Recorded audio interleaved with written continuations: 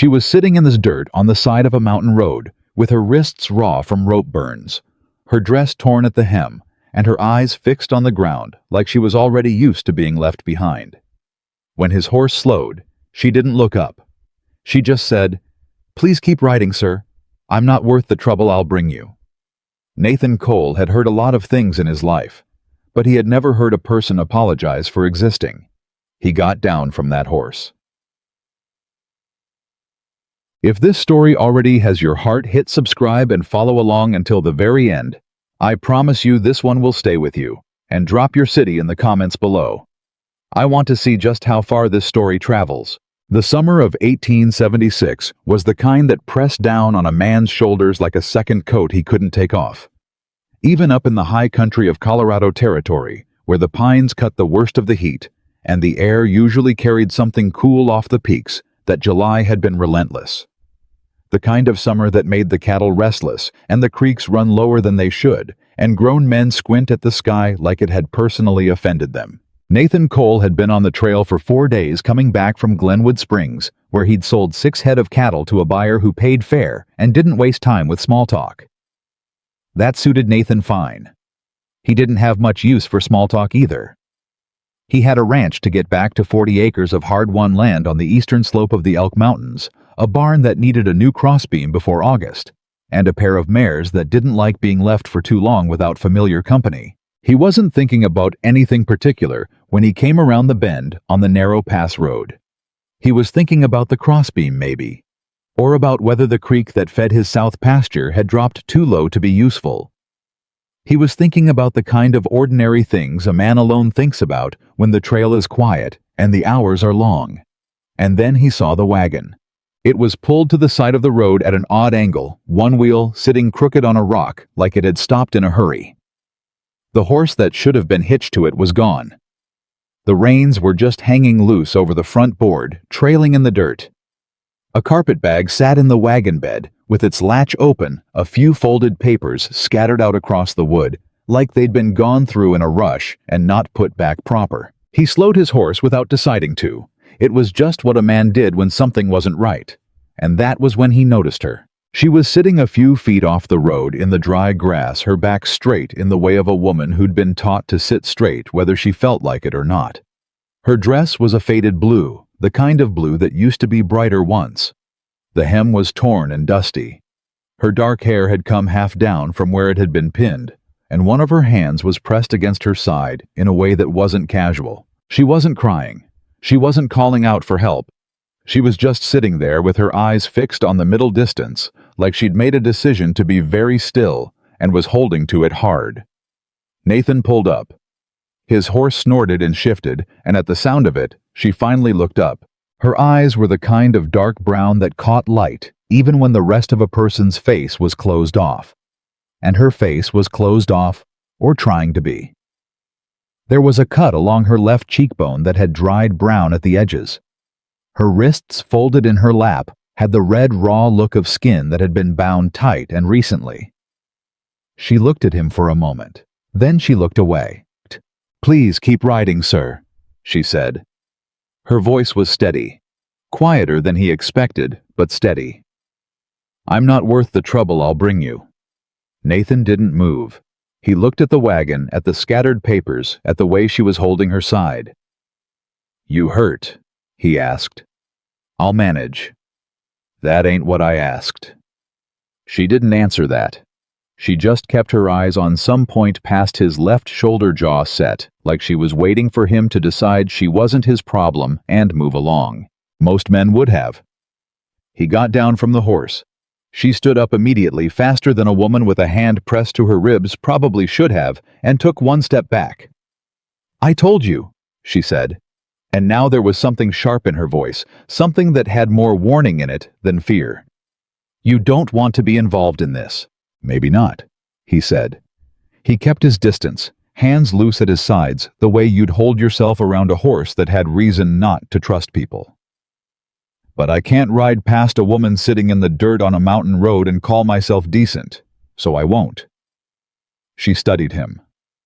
There was a particular kind of studying that women who'd been given reasons to be careful did. It wasn't just looking. It was measuring, calculating, deciding. He let her do it. "Who are you?" she asked finally. "Nathan Cole. I've got a ranch about 2 hours east of here." He nodded toward the wagon. "That yours?" It was. "What happened to your horse?" Her chin lifted slightly. "They took it." "Who?" She was quiet for a moment. The kind of quiet that wasn't empty, it was full of things she was deciding whether or not to say.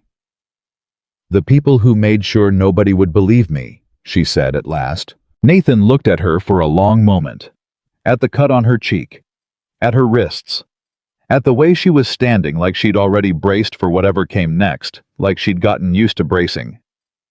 "What's your name?" he asked. Another pause. Like even giving her name was something she had to think about. "Clara," she said. "Clara Whitmore. Miss Whitmore." He picked up his hat, resettled it. "I'm not going to ask you anything else right now, but I'm not leaving you on this road. If you want to walk, I'll ride slow alongside you. If you want to ride, I'll walk my horse. Whatever makes you less uncomfortable, but I'm not leaving." She stared at him. "Why?" she said. Not grateful, more like suspicious. Like kindness was something she'd learned to examine for the hidden cost. "Because everyone else rode past you," he said simply. "And I'm tired of being like everyone else." Clara Whitmore did not take his horse. She let him help her into the wagon seat and rode there while he tied his horse to the back and drove. She didn't speak for the first mile. Neither did he. The road wound up through the timber, the late afternoon light coming through the pines in long slanted bars, and the only sounds were the wheels on the rocky track and the horses breathing, and somewhere far off, a hawk calling once and going quiet. He noticed her shift her weight carefully every time the wagon hit a rut. He didn't comment on it. After a while, she said, "You can ask." "I told you I wouldn't." "You're thinking it." "Probably," he agreed. "But thinking and asking are different things."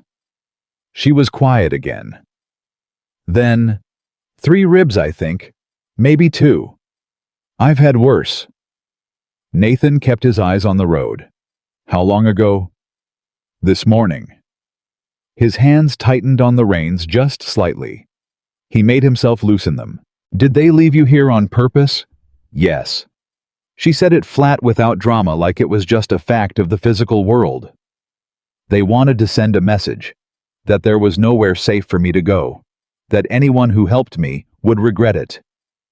She turned to look at him. "I mean that, Mr. Cole. I'm not saying it to make you feel brave. I'm saying it because it's true, and you deserve to know what you're walking into." "Noted," he said. "You should turn around." "I heard you the first time." She looked at him a moment longer, then turned back to the road ahead. "You're a stubborn man," she said. "I've been told." Something moved across her face, not quite a smile, but related to one. It was gone in an instant. "My ranch isn't far," he said. "You can rest there tonight. Tomorrow you can decide whatever you want to decide. Nobody's going to make you do anything. You don't know who these people are. Not yet." He kept his voice even. "But I've lived in Colorado territory long enough to know that men who hurt a woman and leave her on a mountain road aren't as powerful as they want people to think they are. Power doesn't need to do that." Clara didn't respond to that, but she stopped arguing. Peg. His ranch was small. He wouldn't have called it humble, he'd worked too hard for it to use a word that soft, but it was honest about what it was. A cabin built solid against the winters. A barn newer than the cabin, which told you something about his priorities. A kitchen garden along the south wall that was doing better this year than last. A split rail fence around the near pasture where his 2 mares lifted their heads when the wagon came in and then went back to grazing like they'd merely been confirming it was him. Clara looked at it all with a careful, measuring eye that he was starting to recognize as just how she looked at things. "It's solid," she said, like she was giving him information. "Built it myself," he said. "Took 3 years. You live alone?" "Yes." "There's no woman here?" "No." She nodded like she was cataloging that. "I want to be clear about something," she said, and her voice had gone back to that careful steadiness. "I am grateful. I don't intend to be any trouble. I will earn my keep while I'm here, however long that is. But I don't—" She paused. "I don't want pity. I don't want someone deciding things for me, and I don't want to be a burden that makes a man feel like a hero." Nathan stepped down from the wagon. He came around to her side and offered his hand, which she looked at for a moment before taking. "I don't need to feel like a hero," he said. "I just need to feel like I did what was right." She stepped down carefully, keeping her weight shifted just so. "Those are different things," she said. "Yes, ma'am," he agreed. "They are."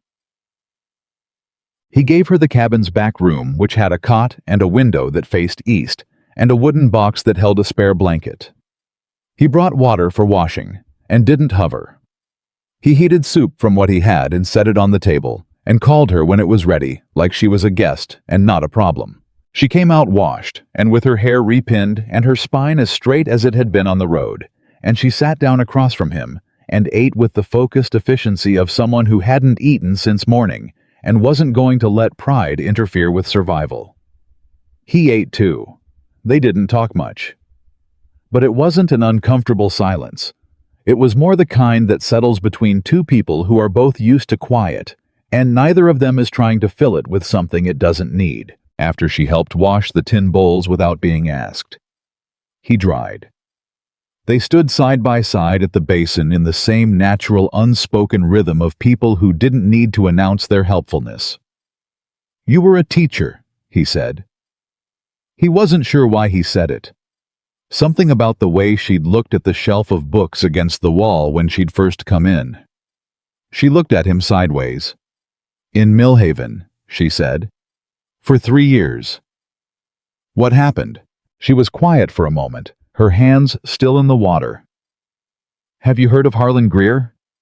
The name landed with a small, cold weight. Yes, he'd heard of Harlan Greer. Most people in the territory had. A land broker out of Millhaven, the kind of man who showed up in a new place with a lawyer and a handshake, and left with more than he'd arrived with, and nobody quite sure how it had happened. "I've heard the name," Nathan said carefully. "He wanted my land," Clara said. She didn't look at him. She kept her eyes on the basin. "My parents' land, 40 acres along Carpenter Creek. Good water, good pasture. My father homesteaded it in 1861. He's been dead 6 years. My mother 3. Her voice stayed even through all of it, the flatness of someone who'd already done their grieving and wasn't going to perform it again. "When I wouldn't sell, Greer started talking. Told people I'd falsified my parents' deed, that the land was never legally theirs, that I'd been misrepresenting myself as the owner for years." Nathan set down the dish he was drying. "That's a serious accusation," he said. "Yes, it is." She finally looked at him. "And it was a lie. Every word of it. I have the original deed. I have my father's correspondence with the land office. I have 20 years of tax receipts." Something moved through her eyes. Not tears, something harder. "But Harlan Greer has friends in town. He has the sheriff's ear, and the bank president's ear, and the ear of every man who thinks that a woman alone is someone whose story doesn't need to be listened to carefully." She pulled her hands from the water and dried them on the cloth he handed her. "He had my property impounded pending review. And then, someone came to my house last night and told me that if I filed a complaint with the territorial court the next time they found me, I wouldn't be walking away." The cabin was quiet, except for the sound of the fire settling. "And this morning?" Nathan asked. "This morning I put my deed and my documents in a bag, and I got in my wagon, and I was going to Salida to find a lawyer who didn't know Harlan Greer." She looked at him steadily. "They caught me on the South Road. 3 men. They took my horse, threw my things, and made sure I understood that the offer to disappear quietly was the last one I was going to get." "They hit you. One of them." She said it without expression. "When I wouldn't give them the papers." "Did they get the papers?" For the first time, something that wasn't grief or caution moved across her face. It was small and fierce, and it changed everything about her expression for just a second. She reached into the pocket of her dress and pulled out a folded envelope worn at the crease. "No," she said. "They did not." He didn't sleep much that night. He lay on his cot in the main room. He'd given her the only proper room without a second thought, and would do the same again. And he stared at the dark ceiling and thought about what she'd told him. He thought about Harlan Greer, whom he'd never met but whose name carried a particular reputation in the territory. The kind of man who operated just inside the edges of what you could prove. The kind of man who wore a good suit and spoke in complete sentences and had a way of making the dishonest thing sound like just good business sense. And he thought about Clara Whitmore sitting in the dirt on that mountain road with 2 broken ribs and an envelope of documents she'd refused to hand over to 3 men who'd given her plenty of reason to.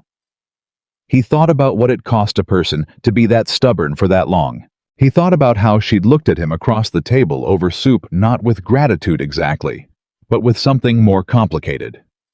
The look of a person who was rationing their trust very carefully because they'd learned the hard way that trust given too freely became a weapon in other people's hands.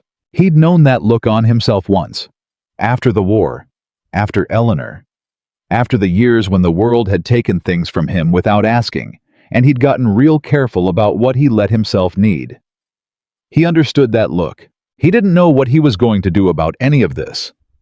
That wasn't entirely true. He had a sense of what he was going to do, which was the thing that scared him a little, because it was going to make his life considerably more complicated, and he had spent a long time carefully constructing a life that wasn't complicated. But he kept seeing her hand pressed to her ribs. He kept hearing the flat, matter-of-fact way she'd said, "When I wouldn't give them the papers. Some things you couldn't unknow." He closed his eyes and waited for morning.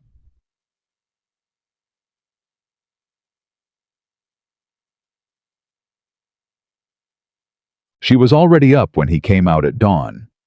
She'd built the fire and started the coffee and was sitting at the table with her documents spread out in front of her, organized into 3 piles with the focused precision of someone who had sorted and resorted them enough times that the ordering was automatic. She looked up when he came in. There were shadows under her eyes. "You didn't sleep either," he said. "I don't sleep well in strange places." She said it matter-of-fact, not apologetic. "Your coffee's on." He poured a cup and sat across from her without asking if that was all right. "Tell me about the deed," he said. She looked at him for a moment. Then she picked up the paper on top of the center pile and passed it across to him. He read carefully. He wasn't a lawyer, but he'd done enough land business in his life to know how a document was supposed to look. This one looked right. The date, the signatures, the land office stamp, all of it. "The original," she said. "Registered in 1861. My father's name and my mother's. And here," she slid another paper across, "is the transfer of title when they passed. Standard inheritance. Filed with the Territorial Land Office in 1873. And Greer says this is falsified. He says the original registration never happened. That someone filed fraudulent paperwork in 1861, and it wasn't caught at the time." Her voice was very even.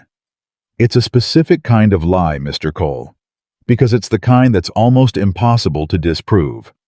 The original land office records from 1861 are incomplete. There was a fire in the Salida office in 1869. So some records are missing. Greer is claiming mine are among them, and that this," she touched the deed, "is a forgery." "But you have the original," "which he says is the forgery." Nathan sat back and looked at her. "He had this planned," he said, "for at least a year, I think." She gathered the papers and began refolding them with precise, practiced movements. "He's done it before. There's a family in Gunnison, the Harpers, who lost 60 acres to him 2 years ago in almost the same way, and a widow north of Salida who signed over her land because she didn't understand she didn't have to." Clara's jaw was tight. "He finds people who are alone, or who don't have someone who'll fight for them, and he picks them apart piece by piece until there's nothing left to hold on to. And he didn't expect you to fight." She met his eyes. "No," she said, "he didn't." There was something in how she said it, quiet and certain, and carrying the weight of every day she'd spent being underestimated, that settled in Nathan's chest like a coal catching. He drank his coffee. She resorted her papers. The fire crackled between them. "There's a man in Salida," Nathan said after a while. "Ezra Holt. He's a lawyer, the real kind, not the kind that Greer keeps in his pocket.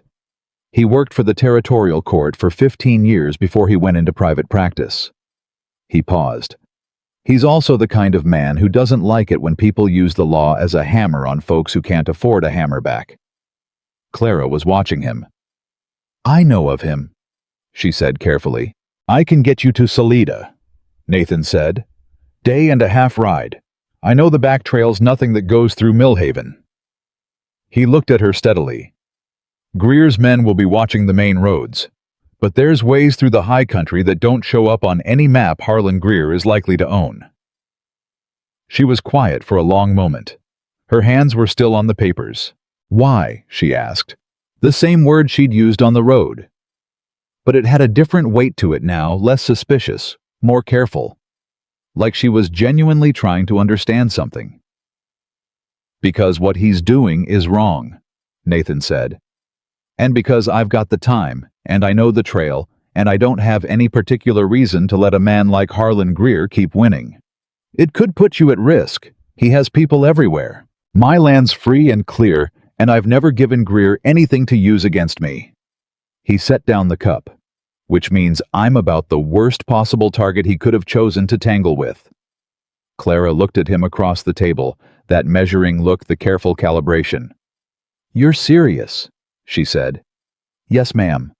She pressed her lips together. Something shifted in her expression, something small and private and effortful, like a door opening that she'd gotten used to keeping shut. "All right," she said quietly. "All right," he said. "I'll need a day," she said. "My ribs." "Take 2, he said. "I've got that crossbeam to deal with anyway." She looked at him, and this time, the thing that moved across her face was more clearly what it was. "Thank you," she said. It came out a little rough, like the words had been sitting unused for long enough that they weren't entirely easy to say. "Don't mention it," he said, and meant it. She rested, and she didn't rest well, and she helped anyway. The second day she was at his ranch, he found her in the barn before breakfast, talking quietly to his mares in the unhurried way of someone who'd grown up around horses. The older mare, who was famously particular about strangers, had her nose against Clara's shoulder and was standing there with her eyes half closed. Nathan leaned on the doorframe and watched that for a moment before she heard him. "She likes you," he said. Clara patted the mare's neck, once firm and affectionate. "She's a good horse. She just needed someone to be still with her for a minute." He thought about that as he went to start the fire.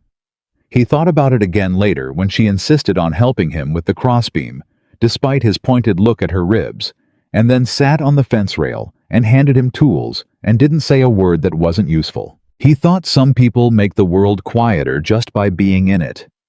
He hadn't expected to think that. He hadn't thought it about anyone in a long time. That evening she made biscuits with what he had in the pantry, and they ate at the table again, and this time they talked more about the territory, about the land, about the way things had changed in the 10 years since the war. She had opinions, and she stated them plainly without hedging, without looking to see if he agreed before she finished the sentence. He found he liked that. He'd spent time around enough people who said what they thought you wanted to hear to have a deep appreciation for someone who didn't bother. "You said you were a teacher," he said. "Do you miss it?" She was quiet for a moment, looking at her plate. "I miss the children," she said. "The older ones especially. The ones who'd figured out that school was a way out of something, and were holding on to it with both hands." She turned her tin cup in her fingers. "I had a girl last year, 12 years old, Maddie Crenshaw, who was reading at a level most grown men in town couldn't match. Her father wanted to pull her out to help with the house. I went to see him 4 times before he agreed to let her stay through the spring term." A pause. "I don't know what happened to her after I left." "You'll find out," he said. It came out without thinking about it. "When this is done." She looked at him across the table. "You say that like it's certain, she said. I say it like I intend to help make it certain, he said. Which isn't the same thing, but it's close enough for tonight. She looked at him for a long moment.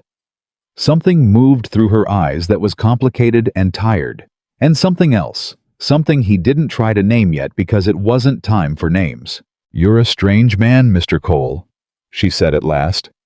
Nathan, he said. A pause. Nathan, she said, like she was trying the word out. He cleared the table, and she helped, and the fire burned down, and outside the mountain, summer night settled over the ranch with all its stars and its cricket song and its vast and patient quiet. On the morning of the third day, Nathan saddled the horses before dawn. Clara came out in the gray light, with her carpet bag repacked, now her documents in their careful order, and her spine straight, and her jaw set, and the look on her face of a woman who had decided something and was going to hold to it regardless of what came next. She stopped when she saw both horses ready. You're coming, she said. Not quite a question.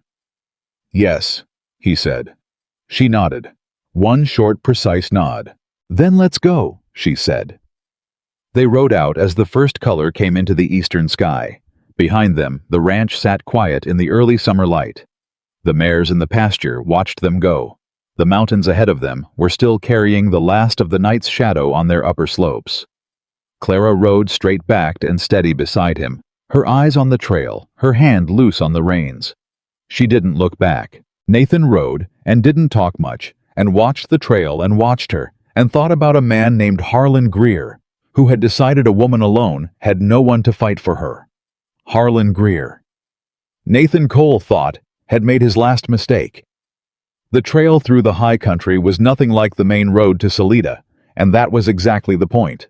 Nathan knew every turn of it, the way it cut north along the ridge before dropping down through the aspen stands, the creek crossing that looked impassable until you knew to angle upstream 20 yards to where the bottom was gravel and solid. He'd ridden it in the dark before. He'd ridden it in snow. He knew where it was forgiving and where it wasn't, and he kept them moving at a pace that was fast enough to matter and slow enough not to lose a horse on a loose rock switchback. Clara kept up without complaint. She rode the way she did everything quiet-focused, with a precision that told you she was paying attention to more than just the trail in front of her. Every so often, he'd catch her scanning the tree line, or turning her head at a sound, and he understood that she wasn't doing it out of nervousness. She was doing it out of habit. The habit of a woman who had been hunted. They didn't talk much in the first hours. The trail demanded attention, and they both gave it that. But around mid-morning, when the route flattened out along a high meadow ridge and the horses could walk easier, she spoke first. "How long have you been on this land?" she asked. 12 years, he said. "Came out from Missouri after the war, spent 2 years working someone else's cattle before I had enough to file my own claim." "You fought?" "Yes." She didn't ask which side. People out here didn't usually. The war was far enough gone that most had decided what a man was now mattered more than what uniform he'd worn then. He appreciated that. "You came out here alone?" she asked. He was quiet for a moment. "I came out here with my wife," he said. "Eleanor. She lasted 2 winters." He kept his voice level. "Fever. 3rd winter she was gone." Clara didn't offer any of the usual things people said when you told them that. She just said, "I'm sorry," and she said it the plain way, not reaching for more words than the moment needed. "It was a long time ago," he said, which was true and also wasn't. "And you stayed," she said. "It was her land too," he said. "Felt wrong to leave it." Clara was quiet for a stretch. Then she said, "I understand that." He believed her. They stopped at midday beside a creek to water the horses and rest. Clara lowered herself off the saddle carefully, and he saw the way she held one arm close to her side as she did it, trying to minimize the movement in her ribs. She'd said nothing about them all morning. "How bad is it today?" he asked. "Manageable," she said. "That's a word that covers a lot of ground." "Yes, it does." She knelt by the creek and splashed water on her face and the back of her neck, and didn't wince while doing it, though he suspected it cost her something. When she stood, she looked at him directly. "I've had worse and ridden further. Don't slow down on my account." "I'm not slowing down on your account," he said. "I'm resting the horses." "Of course you are." He thought he heard something almost dry in that almost humor. He didn't push it. She ate the dried biscuits he'd packed without fuss, and he ate beside her, and for a few minutes neither of them said anything. A hawk turned slow circles overhead. The horses drank and blew and shifted. Then Clara said without preamble, "He's going to know I'm going to Salida." Nathan looked at her. "If he has someone watching the roads," she continued, "they'll have noticed we didn't come through on the main route. That means they'll start looking at the other options." She was watching the hawk. "Greer isn't stupid. He's going to figure out where I'm headed." "Then we need to be in Ezra Holt's office before his men figure out which road to cover," Nathan said, "which means we ride through the afternoon." "Your ribs will appreciate the additional hours of—" "Clara," he said. She stopped. "I said I'm taking you to Salida," he said. "I didn't say anything about it being comfortable. Let's go." She looked at him for a moment. Then she stood, brushed the biscuit crumbs off her skirt, and walked back to her horse. "All right," she said. They rode. Dash. It was late afternoon when they came down out of the high country and the valley opened up below them, and Salida's scattered buildings visible in the distance through the summer haze.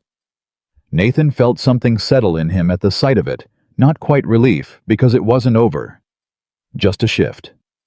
They'd made it off the mountain without company. That was something. He glanced at Clara. She was sitting straight in the saddle, her eyes on the town, her expression doing the closed, careful thing again. "You know anyone in Salida?" he asked. "No one I trust," she said. "Ezra Holt you can trust. He has no reason to be in Greer's pocket, and every reason not to be. They've been on opposite sides of 3 land disputes in this territory. Greer tried to have him disbarred 2 years ago. He let that land. Failed. Clara processed that. He sounds like the kind of man who enjoys being a problem, she said. He absolutely does, Nathan agreed. You'll probably get along fine. Something shifted in her face, that almost there thing that wasn't quite a smile, but was headed in that direction. They rode down into Salida as the afternoon light went gold. Ezra Holt's office was above a hardware store on the main street, accessible by a narrow staircase on the side of the building. The sign on the door was hand-lettered and Sirius E. Holt, Attorney at Law, Territorial Court, Certified. Nathan knocked. A voice came from inside. "If you're selling something I'm not buying. If you're suing someone, come in." Nathan opened the door. Ezra Holt was a compact man somewhere in his 60s, with a head of white hair and the eyes of someone who read fine print for a living and had developed opinions about it. He was sitting behind a desk covered in stacked papers with a precision that looked chaotic, but probably wasn't, and he had his spectacles pushed up on his forehead, the way men did when they'd just looked up from something close. He looked at Nathan, then at Clara, then back at Nathan. "Cole," he said, "wasn't expecting you." "I know," Nathan said. "This is Clara Whitmore. She's got a land dispute." Ezra's eyes moved to Clara. He read her the way he probably read documents carefully without committing to an interpretation until he had more information. His gaze went to the cut on her cheek, to the way she was holding herself, and back to her face. "Sit down, Miss Whitmore," he said, and his voice had shifted slightly. Become more level. The voice of a man who'd seen enough to know what certain kinds of evidence meant on a person's body. "Tell me what you've got." Clara sat. She pulled the envelope from her pocket and set it on the desk, and she started talking. Yeah, Nathan had heard the story once already. But hearing it a second time, watching it land on Ezra Holt's face, watching the lawyer's expression move through careful neutrality into something sharper, and then into something that in another man Nathan would have called anger, but in Ezra came out as a particular tight-jawed focus, told him more about the situation than the first telling had. Ezra didn't interrupt. He read the deed while she talked. He held the tax receipts up to the window light. He turned the land office correspondence over and looked at the stamps on the back. His mouth was a flat line. When she finished, the office was quiet. Ezra set his spectacles back on his nose and looked at the documents for another long moment. "Harlan Greer," he said. "Yes," Clara said. "Third time," Ezra said. Not to either of them in particular, just to the room. "Third time he's run this same play." He tapped the deed with one finger. "This document is genuine. I've seen enough of them to know the difference. The land office stamped the notation style. This is 1861 work. Someone who tried to forge this now would have gotten the date format wrong." He looked at Clara. "Did you tell Greer you had the original?" "He knows I have it," she said. "That's why he sent 3 men to take it." Ezra looked at Nathan. "She's got bruised or broken ribs," Nathan said. "Maybe a cheekbone. 3 men on the road outside Millhaven yesterday morning." Ezra took his spectacles off entirely and set them on the desk. "Miss Whitmore," he said, and his voice was very deliberate. "What I'm about to do is file a formal complaint with the Territorial Land Commissioner in Denver, along with a request for an emergency injunction to halt any transfer of your property pending review." He held up one hand before she could speak.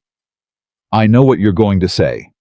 You're going to say Greer has friends and connections, and that a complaint might not go anywhere.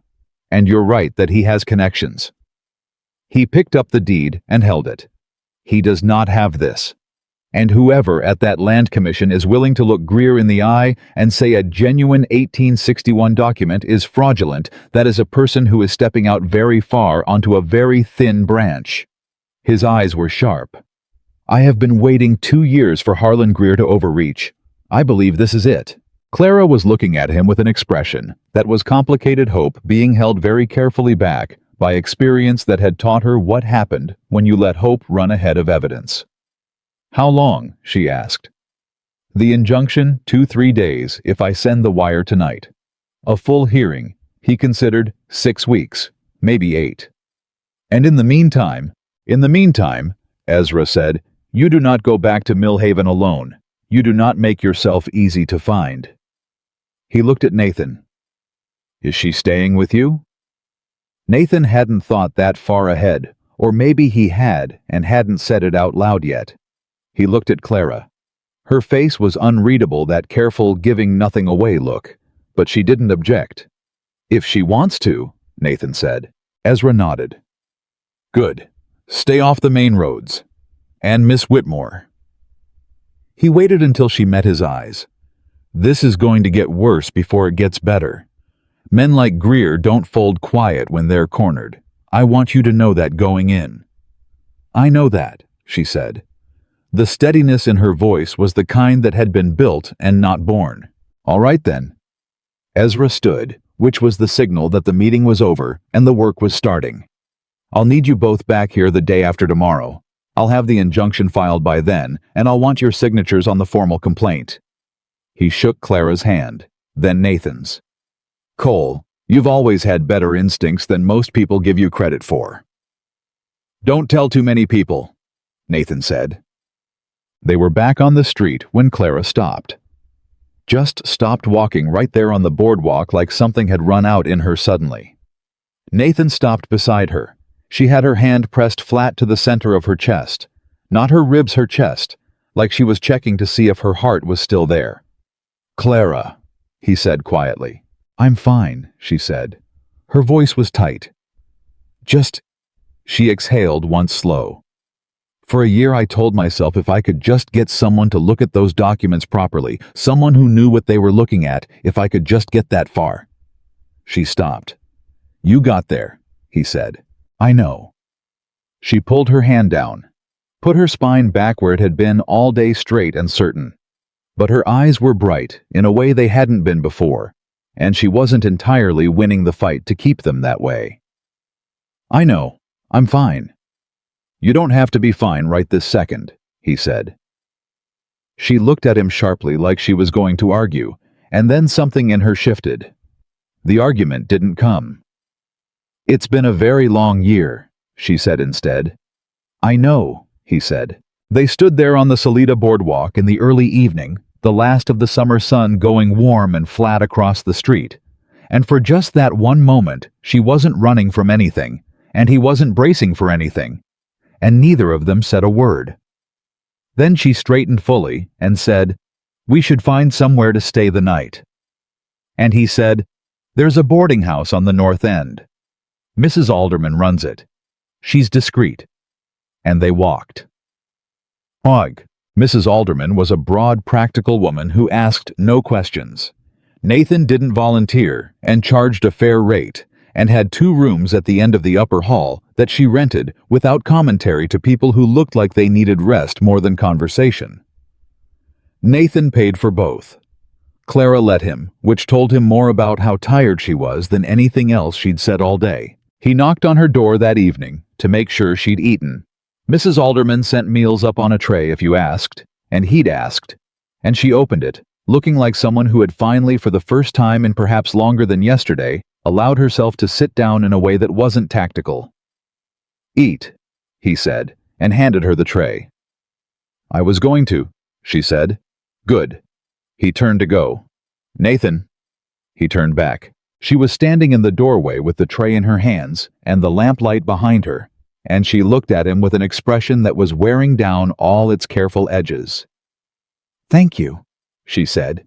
"Not just for today. For—" she paused.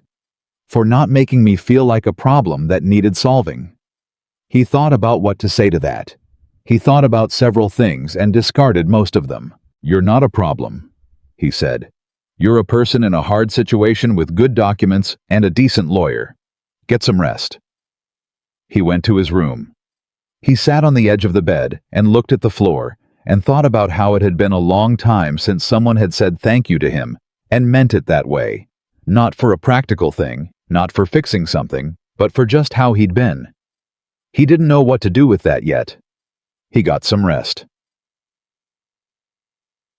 They were back at Ezra Holt's office the next morning when it happened. They had been there 20 minutes signing the documents Ezra had prepared when the door opened without a knock, and 2 men Nathan didn't know came in like they owned the air in the room, and behind them, measured unhurried, wearing a suit that cost more than most men in this territory made in a season, was Harlan Greer. Nathan had never seen the man before. He saw him now. Greer was somewhere past 50, built thick through the shoulders, in a way that had been muscle once and was now authority. He had gray at his temples, and the kind of face that had learned to hold pleasant expression, like a mask easy to put on, never quite reaching the eyes. He looked at the room the way a man looked at something he was calculating the price of. His eyes moved past Nathan, past Ezra, and landed on Clara. "Miss Whitmore," he said. His voice was smooth, reasonable. "I've been concerned about you." Clara did not move. She did not stand. She sat in the chair in front of Ezra's desk, with the signed papers under her hand, and she looked at Harlan Greer with a steadiness that Nathan would not have expected even from her, knowing her, as he was beginning to know her. "Mr. Greer," she said. "We've been looking for you," he said. He came into the room like it was his 2 men fanning out slightly behind him in the way of men who'd been told to stand where they could be seen. "After what happened on the road that was not sanctioned, I want you to know that. I spoke to the men responsible." "You sent them," she said flatly. His expression didn't change. "I sent men to speak with you about the ongoing matter of the property review. What happened beyond that is on record," Ezra said. Greer turned to him. "Ezra, Harlan." Ezra's voice had the tone of a man who had been preparing for this conversation and was not in the least bit troubled by it. "Miss Whitmore has filed a formal complaint with the Territorial Land Commissioner. An emergency injunction has been requested, halting any transfer of the Whitmore property pending full review. The documents are already on the wire." He paused.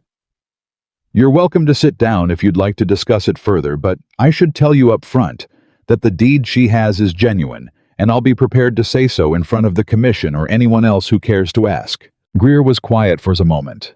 Just a moment, but Nathan was watching, and he caught it. The slight adjustment, the recalculation. "This is premature," Greer said. And I think once the commission has a chance to review the full— Mr. Greer. Clara's voice came in clean and level, and it stopped him. She stood up. She was considerably shorter than he was, and she stood there with 2 healing ribs and a cut on her cheekbone, and she looked at him like he was a thing she had looked at from every angle and found small. I know what you did to the Harpers in Gunnison. I know about the widow north of Salida. I know how many times you've run this same scheme on people you decided were too alone and too tired to fight you. Her voice did not shake, not once. I'm not too tired, and I'm not alone anymore.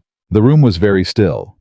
Harlan Greer looked at her, and then he looked at Nathan, a different kind of look, calculating and not bothering to hide the calculation. I don't believe we've met, Greer said. No, Nathan said. We haven't. And you are Nathan Cole. He held the man's eyes without effort. I have a ranch in the Elk Mountains, free and clear in my name and no one else's, with 12 years of clean tax records and no outstanding debts. He let that sit. Which means there's nothing you can use against me. So you might want to factor that into whatever you're calculating right now. Something moved through Greer's eyes. Something that didn't reach his composed face, but was there, a tightening, a resorting.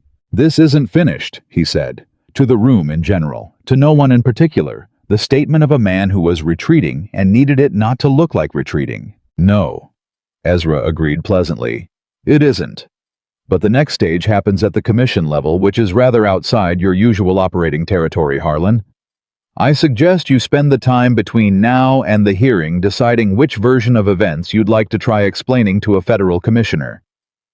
He smiled the smile of a man who'd been in courtrooms for 40 years. Do give my best to your lawyer. He'll need it. Greer held himself still for one more moment. Then he turned, and his 2 men went with him, and the door closed. The silence lasted about 4 seconds. Then Clara sat back down. He'll try something else, she said. Yes, Ezra said. Probably. But we're on the record now, which changes what he can do without it landing on him directly. He was already moving papers, making notes. And that widow north of Salida, I know who you mean. If you can give me more details, I'd like to see if there's a case there worth reopening. Margaret Foss, Clara said. She lost her land in March of last year. Her husband built that property from nothing after the war. She told me what happened. Ezra wrote the name down. Nathan was still watching the door. He looked at you, Clara said quietly to him. I noticed. He's going to find out everything there is to know about you, she said. He does that when someone gets in his way. He looks for leverage. I know. Nathan turned from the door. Let him look. I told him the truth. There's nothing there. He looked at her. The question is what he does between now and the hearing to try to change the shape of the thing. He'll try to discredit her, Ezra said, not looking up from his writing. That's his next move. He can't get the documents back, can't stop the injunction, so he goes after her character. Tries to make the commission more interested in who she is than what the paperwork says. He looked up. Which means, Miss Whitmore, that anything in your history he can point at, anything at all, we need to know about it now from you before he finds it first. Clara was quiet for a moment. She looked down at her hands in her lap. I was let go from my teaching position, she said slowly. A year ago. 2 weeks after Greer filed his initial claim on my land, the school board voted to end my contract. She paused. They said it was financial. Everyone knew it wasn't. Who was on the school board? Ezra asked. 3 of the 5 members had business relationships with Greer, she said. Ezra's pen scratched. Names. She gave them. 4 names, the 3 board members and the school board chairman who'd delivered the news. She said them without expression, the way you said the names of things that had already hurt you past the point of acute pain. Nathan listened. He was building a picture. The picture kept getting larger, the scope of what one man had done to one woman's life over the course of a year. The methodical way each pillar had been knocked down. Job. Reputation. Land. Safety. He thought about the road. About her sitting in the dirt with 2 broken ribs and her documents in her pocket. He thought, She held on through all of that. Alone. He thought about the word alone and what it meant differently now than it had a week ago. They left Salida mid-afternoon with Ezra's assurances and 2 copies of the filed complaint and a list of dates that Clara memorized on the ride because she said she didn't entirely trust paper not to get lost or taken. The ride back was quieter than the ride in, not tense different. The way quiet was different when something had been done that couldn't be undone, when a thing had moved from the possible to the actual. An hour out of Salida on the trail that wound back up toward the high country, Clara said without preamble, "He's going to go after someone I know. That's what he does when he can't get to the person directly." Nathan looked at her. "There's a family in Millhaven," she said. "The Callahans. Bridget Callahan was one of the only people in that town who still spoke to me after Greer started his campaign. She has a husband and 4 children and a small general store." Clara's voice was level, but there was an edge under it. "If Greer thinks she helped me, even just by being kind, he'll make it cost her." "Does she know where you went?" "She doesn't know anything. I didn't tell her because I didn't want to put her in exactly this position." She pressed her lips together. "But he might not care whether she knows or not. He might use her simply because she's close enough to reach." Nathan thought about this. "We need to warn her," he said. "Yes," Clara said. "But I can't go back to Millhaven." "No," he agreed. "But I can." Clara looked at him sharply. "You shouldn't." "He's already seen my face," Nathan said. "He already knows my name, and he's already looking. Going to Millhaven doesn't increase his interest in me. It's already at the maximum." He kept his eyes on the trail. "I can ride to Millhaven tomorrow and speak to Mrs. Callahan. Tell her what's happened. Tell her to be careful. Tell her that things are moving, and that she should document anything that looks like pressure from Greer's direction." He glanced at Clara. "You stay at the ranch." "I don't stay places and wait," she said, and it came out with some heat. "I know," he said. "I'm not asking you to wait. I'm asking you to be somewhere Greer's men aren't currently watching while I do something that doesn't require 2 people. He held her eyes for a moment. "It's not about keeping you safe, Clara. It's about being efficient." She studied him. He could see her working through it, testing it for the places where it was him deciding things for her versus the places where it was just tactical sense. "Be back by nightfall," she said. "Yes, ma'am." "And if anyone in Millhaven asks you how you know me, I'll tell them the truth," he said, "that I found you on a mountain road and I helped. Nothing complicated about it." She was quiet another moment. "Most people think the uncomplicated version is the suspicious one," she said. "Most people," he agreed, "but not the ones worth convincing." She didn't answer that, but something in her shoulders changed. Some held tension releasing very slightly in the way of a person who had been carrying something and had just been permitted to set it down for a few minutes. They rode on. The mountains rose ahead of them, green and gray in the last of the afternoon light, familiar and enormous. Somewhere back behind them, in a lawyer's office in Salida, a wire was moving toward Denver with Clara Whitmore's name on it, and Harlan Greer's name on it, and the words fraud and falsification and assault attached to it in formal language that would not go away. Nathan thought about Greer's face when he'd walked out of that office. Not broken, not finished. That wasn't how men like Greer worked. They didn't break clean, they fractured and kept moving, and the moving was often the most dangerous part. He needed to get to Millhaven before Greer's next move landed somewhere soft. He thought about Bridget Callahan and her 4 children and her general store. He thought about how many people Harlan Greer had treated as collateral. He thought, not this time. The ranch came into view as the last of the day's light went thin and orange behind the mountains, and Clara's mare picked up her pace without being asked some animal recognition of home, even for a horse that hadn't been home long. Nathan noticed Clara notice it. The slight softening around her eyes when the mare moved toward the fence line with something like purpose. She didn't say anything about it. He didn't either. But something about that small moment, the horse knowing where it belonged, and the woman letting herself feel it, settled somewhere in him and stayed. He rode into Millhaven alone the next morning before the town was fully awake. That was deliberate. Nathan had learned early in life that the best time to move through a place where people had reason to watch for you was the hour when most of them were still deciding whether to get out of bed. The merchants were unlocking their doors.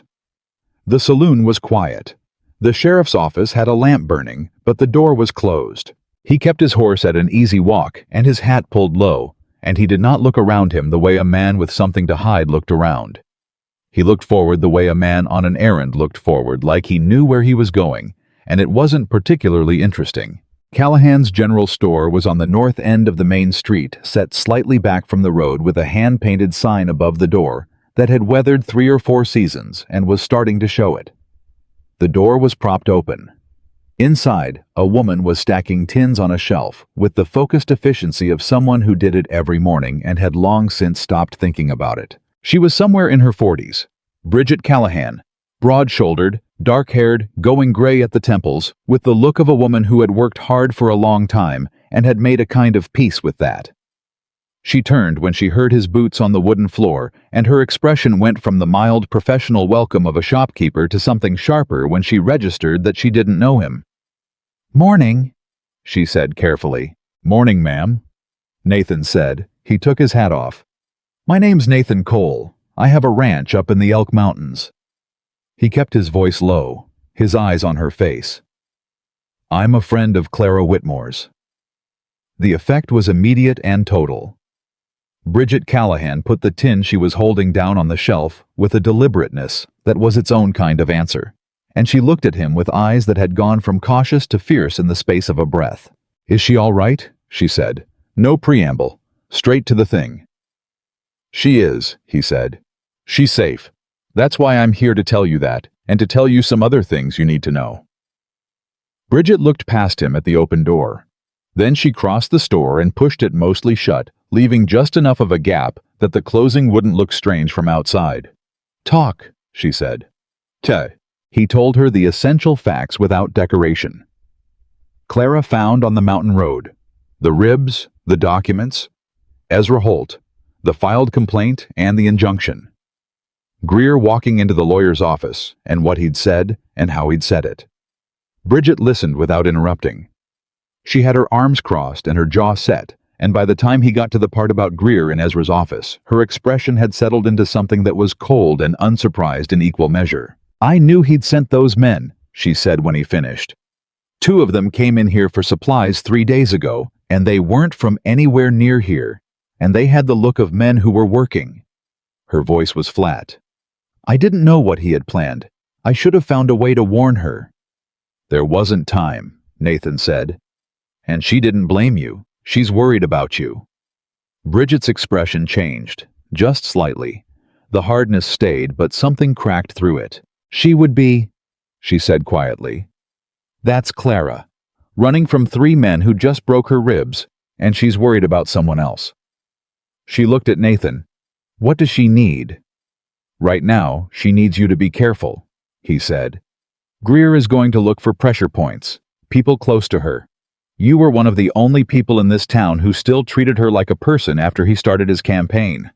That makes you visible." "I don't much care about being visible to Harlan Greer," Bridget said. "I know, but I'm asking you to care about being safe," Nathan said. "Not the same thing. Document everything. If anyone associated with Greer puts pressure on your business or your family, write it down. Date, time, names. Send a copy to Ezra Holt in Salida." He held her eyes. "You could be a witness. What you've seen in this town over the past year that has value, but only if you're still standing when the hearing comes." Bridget was quiet for a moment. She looked at the closed door. "My husband wants me to stay out of it," she said. "He's not wrong. We've got 4 children and a business, and Greer has already made it clear that loyalty to Clara comes with a cost." "Has he done something?" Nathan asked. "Our flour supplier sent word last month that he was ending our contract." She said it without drama. "We'd done business with him for 6 years, no reason given. But he's got ties to the Millhaven Bank, and the bank has ties to Greer." She pressed her lips together. "My husband thinks we should keep our heads down. I think keeping your head down is how men like Greer win." "He does," Nathan said. "But it's your choice to make. I'm not here to tell you what to do with your family's safety." Bridget looked at him for a long moment with that particular evaluating quality that he was beginning to recognize as something. Clara also had the look of a woman who had spent enough time being told what to think that she'd learned to be very careful about whose judgment she trusted. "You're the real thing, aren't you?" she said. It wasn't a question exactly. "Ma'am, Clara doesn't trust easily," she said. "Not anymore. She didn't used to be like that. She used to be the most open person in this town. Greer did that to her. Made her careful in ways she shouldn't have had to be." Bridget looked at him steadily. "So when I say you're the real thing, I mean she trusted you. Which means you earned it. Which means something." Nathan didn't know what to say to that. He settled for the truth. "I just did what was right. That's usually all it takes," she said. "And it's usually more than most people manage." She went to the counter and wrote something on a piece of paper, an address he saw when she handed it to him. "Margaret Foss," she said. "The widow north of Salida that Clara mentioned. I know her. She'll talk to you. She's been wanting someone to listen for a year and a half." She held his eyes. "Tell Clara I'm thinking of her. And tell her—" She paused, something moving through her expression. "Tell her she was right to run. And she was right to stop running when she did." Nathan took the paper and put it in his pocket. "I'll tell her," he said. He put his hat back on and walked to the door. Bridget opened it for him. "Mr. Cole," she said. He turned. "Greer has a man watching the North Road out of town," she said quietly. "Has for 2 days. You came in from the south." "Yes." "Go back that way." She said it flat and matter-of-fact, the way she'd said everything. "And watch the ridge past the mill. There's usually one up there too." Nathan looked at her. She had the look of a woman who had been paying attention while everyone else assumed she wasn't. "Thank you," he said. "Bring her home safe," she said. "The rest will sort itself out if you do that part."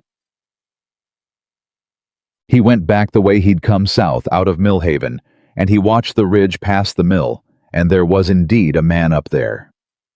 He could see the shape of him against the sky when he didn't look directly, and the tree line shifted.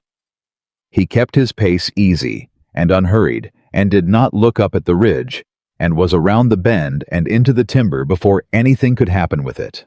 He pushed the horse harder once he was out of sight, because Greer now knew he'd been in Millhaven, and that changed the math on several things. He was back at the ranch by early afternoon. Clara was in the barn when he rode in. She came out when she heard the horse, and looked at him with that direct measuring look, reading his expression for information before he said a word. "Bridget's fine," he said first, because that was what she needed to know first. "She knows what's happening, she's careful, and she's watching." Clara let out a breath. Something in her shoulders went down half an inch. "Thank you," she said. "There's more," he said. "Greer's had men watching the roads out of Millhaven for 2 days. Which means he knew you had to pass through that area. Which means he's been thinking about your routes." Clara's expression sharpened. "He's trying to figure out where I'm staying." "Yes." She was quiet for a moment, working through it the way she worked through everything methodically, without panic, but without wasting time either. "He'll figure out it's here," she said. "Eventually. He has resources." "I know." Nathan unsaddled the horse and started rubbing him down, and Clara handed him the cloth without being asked, because she'd apparently decided that being useful was non-negotiable, regardless of what was being discussed. "I've been thinking about that. Greer can figure out you're here, but there's nothing he can do about it directly without making things worse for himself. He's already got a filed complaint and an injunction against him. Showing up on my land with his men crosses a line even his connections can't smooth over." "He'll find another way," she said. "He will," Nathan agreed. "The question is, what shape it takes." He looked at her. "Bridget gave me something." He told her about Margaret Foss. Clara listened with very still intensity. When he got to the widow's name, something moved through her face, a kind of grief, but also something harder. The look of a person who had been carrying the weight of other people's stories alongside their own for too long. "I tried to find her," Clara said, "after I heard what happened to her. Before Greer started his campaign against me, I tried to find out if there was someone I could talk to, someone who'd been through it before." She pressed her fingers together. "I couldn't locate her. He'd moved her off the land and she just disappeared from the town record." "She didn't disappear," Nathan said. "Bridget knows her. She'll talk to Ezra." Clara nodded, slow absorbing this. "2 cases," she said. 3 if we count the Harpers. If Ezra can bring all 3 to the commissioner at once. "It's not one woman with a dispute anymore," Nathan said. "It's a pattern." "Yes." Her voice had gone very quiet and very certain at the same time. "And men like Greer depend on the pattern being invisible. On each person thinking they're alone, that what happened to them was specific and isolated and their own problem." She looked at him. "When you show people the whole shape of it." "It holds up," he said. "It holds up," she agreed. There was a moment between them, the kind that happens sometimes when 2 people were thinking the same thought from different angles and arrived at the same place at the same time. Brief and solid and gone quickly, but real. "Ezra needs those names as soon as possible," Clara said. "And Margaret Foss's testimony before the hearing. I'll wire Ezra tomorrow morning from the station at the crossroads," he said. "He can make contact with her directly." He paused. "We need to be ready for Greer to move fast once he realizes the net is getting wider." "What do you think he'll do?" Nathan thought about Greer's face in the lawyer's office. The way the man had stood when he'd walked out. Not rattled, recalculating. "He'll try to discredit the documents one more time," Nathan said. "He doesn't have another play. Everything else he's already used: your job, your reputation, the physical threats. He's run out of soft targets. Now he goes back to the thing he thinks he can win on." He looked at her directly. "He's going to claim forgery, loudly, publicly. He's going to get in front of as many people as possible before the commission hearing and make the case that those papers aren't real." Clara was very still. "Then he needs to do it in front of the wrong audience," she said slowly. Something shifted in the air between them. "What are you thinking?" he asked. She looked at him, and the thing in her eyes was sharp and steady, and not afraid. "He wants to destroy the document's credibility before the hearing," she said. "He does that by talking, by making sure the story he wants people to believe is the one that gets repeated." She paused. "But if the hearing comes to the people, instead of the people waiting for the hearing—" "A town meeting," Nathan said. "Not a meeting. A public accounting." Her voice was precise. "Let him make his case. Let him stand up in front of Millhaven and say those papers are fraudulent. And then let Ezra stand up with a territorial court-certified examination of those papers and say they are not." She met his eyes. "Greer works in the dark. He's counting on the commission being a closed proceeding that nobody pays attention to. But if the town already knows the truth before the commission rules, he can't bury the ruling," Nathan said. "He can't bury it," she said. "And more importantly, the people he used against me, the school board, the sheriff, the neighbors who looked the other way." Something quiet and fierce moved through her voice. "They have to look at me, in public, and they have to see what they did." The barn was very still. Nathan looked at her. He looked at the woman who had been sitting in the dirt on a mountain road 11 days ago, apologizing for existing. And he looked at who she was right now, standing in his barn with healing ribs and a cut fading on her cheekbone, and her eyes clear and certain. "You want to go back to Millhaven," he said. "I want to go back to Millhaven," she confirmed. "On our terms, with Ezra, with the documents. Before the commission hearing, not after." She held his eyes. "I'm not going to let him keep being the only one who speaks." Nathan was quiet for a moment. "It's risky," he said. "Yes," she agreed. "He could try something before we get there." "Yes," she said again, "which is why we do it fast and we do it right and we don't give him time to prepare." Her chin was up and her voice was level. "Nathan, I have spent a year being careful. I have spent a year trying not to make things worse, not to push too hard, not to give him reason to escalate." She paused. "And all that careful cost me everything anyway. My job, my land, my community, my safety." She held his gaze. "I'm done being careful in the ways that only protect him." The silence that followed that was the kind that happened when someone said a true thing clearly. "All right," Nathan said. "All right," she said, like she'd expected more resistance. "You're not wrong," he said simply. "And it's your fight. You've been fighting it longer than I've been in it." He held her eyes. "I'll wire Ezra tonight. We'll talk to him about the timeline. If he thinks a public proceeding can work before the formal hearing, then we plan it right." Clara looked at him for a moment. Something moved through her face that was complicated and tired and quietly resolute. "Let's go send that wire," she said. The wire to Ezra went out that evening. The reply came back the next morning and Nathan read it at the telegraph office with Clara standing at his shoulder close enough that he could hear when she drew a breath.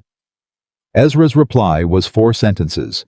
Forgery claim already circulating in Millhaven. Greer moved fast. Commission date set 6 weeks out. Public proceeding is legally sound and strategically correct. Come to me first. Clara's face when she read it was very still. "He moved fast," she said. "Yes." He knew the commission date was coming, and he wanted the forgery narrative established before we could counter it. She looked at the paper. "He's been busy." "So have we," Nathan said. She looked up at him. "Ezra thinks it'll work," he said quietly. She folded the telegraph paper with 2 precise creases. "Then let's go to Salida," she said. Ezra Holt was waiting for them. He had the kind of energy of a man who had spent the past 48 hours very productively and wanted to show his work.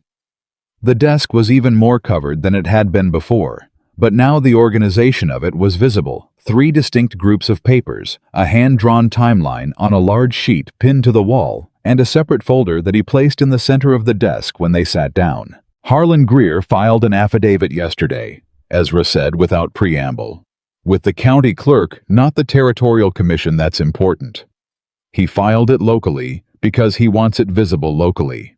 It states that the Whitmore deed is a forgery, that the original 1861 registration never occurred, and that he has testimony from 2 witnesses who will confirm this." Clara's jaw tightened. "Who?" "A man named Aldous Pratt, who apparently claims to have worked in the Salida land office in 1861 and has no memory of processing a registration under Whitmore, and a handwriting expert from Denver." Ezra's voice was precise and without visible emotion. "The handwriting expert is the one that concerns me. Not because he's right he isn't, but because he'll sound authoritative to people who don't know how to evaluate the claim." "Can we counter him?" Nathan asked. "Already done." Ezra opened the folder. "I contacted the territorial land archivist in Denver 3 days ago. She has examined the deed, and her written opinion is that it is consistent in every measurable respect with genuine 1861 documents from this territory. Paper composition, ink, formulation, notation style, stamp characteristics, all consistent." He set the paper on the desk and turned it so they could see it. "Her name is Dr. Henrietta Marsh, and she has been the territorial archivist for 22 years, and she has testified as an expert in 14 land fraud cases in this territory." Clara looked at the paper. Her hand moved toward it and stopped. "She examined it," she said. "Already. I sent her photographs," Ezra said. "Detailed ones made by a man in Denver I trust. She gave a preliminary opinion by wire and has confirmed she'll put it in writing for the hearing." He paused. "She also told me something else." The room went quiet. "She's seen Pratt's name before," Ezra said. "Aldous Pratt, the man Greer is using as a witness. She says he appeared as a witness in a case in 1874 land dispute in Mesa County, where he claimed similar memory of a registration that other records proved had occurred. The case was ruled against the claimant he was supporting." Ezra set his spectacles on the desk. Pratt is a paid witness, and Dr. Marsh is willing to say so under oath. The weight of that landed in the room like something solid. Clara sat very still. Nathan watched her face go through several things. He watched the year of it cross her, the year of being called a liar, of being called a forger, of having her dead father's honest work declared fraudulent by a man in a good suit. He watched all of that move through her, and he watched her hold on to herself through it. He built his whole case on a liar, she said at last. Her voice was very quiet. He did, Ezra said. And I believe he knows it, which means Greer knows somewhere in the calculation he does about these things that if this reaches a competent examiner, he loses. He leaned forward, which is why he is working so hard to make sure it doesn't reach one. He's not trying to win at the commission level, he's trying to make sure the story is so established by the time the commission rules that even a ruling in your favor doesn't restore what he's taken. My reputation, Clara said. Your reputation, your standing in Millhaven. The narrative that you are a woman who fabricated her family's entire history. Ezra's voice was even and precise. He doesn't care if he wins at the commission. He cares that you can't go home. The room was very quiet. Nathan looked at Clara. She was looking at the archivist's paper with an expression that was not grief past grief. Something harder, more final. Then we need to move before he gets everything he wants, she said. Yes, Ezra said. The public proceeding you proposed, I've been thinking about it since your wire. I believe it's the right move, and I believe the timing is critical. He pulled another sheet forward. There is a town hall meeting already scheduled in Millhaven in 12 days. Civic business water rights the usual. But it's open to the public, and there is a formal agenda item for community concerns. He looked at Clara. I can put you on that agenda. Clara sat very still. That's his territory, Nathan said. Yes, Ezra said. And that matters. Because a woman who is driven out of that town coming back to stand up in the middle of it and tell the truth in front of the people who watched it happen. He paused. That is a different story than a ruling from a commission office in Denver that nobody sees. That is a story that travels. He'll try to stop it, Clara said. He'll try, Ezra agreed. But the meeting is a public proceeding. Legally, he cannot prevent a community member from speaking. He looked at Clara. You're still a community member of Millhaven. He never managed to legally remove that, only practically. Something crossed Clara's face. The something that was fierce and tired and decided. 12 days, she said. 12 days, Ezra confirmed. She looked at Nathan. He looked back. 12 days, he said.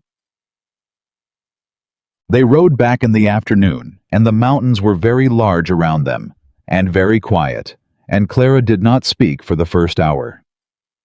Nathan let her not speak. He understood that she was somewhere inside herself working through the shape of what was coming, turning it over and over, and looking at it from every angle. When she did speak, she said something he didn't expect. I'm afraid, she said. He looked at her. I'm afraid of going back there, she said, flat and matter-of-fact. I want to be clear about that. I'm not brave. I'm out of other options. She looked at him.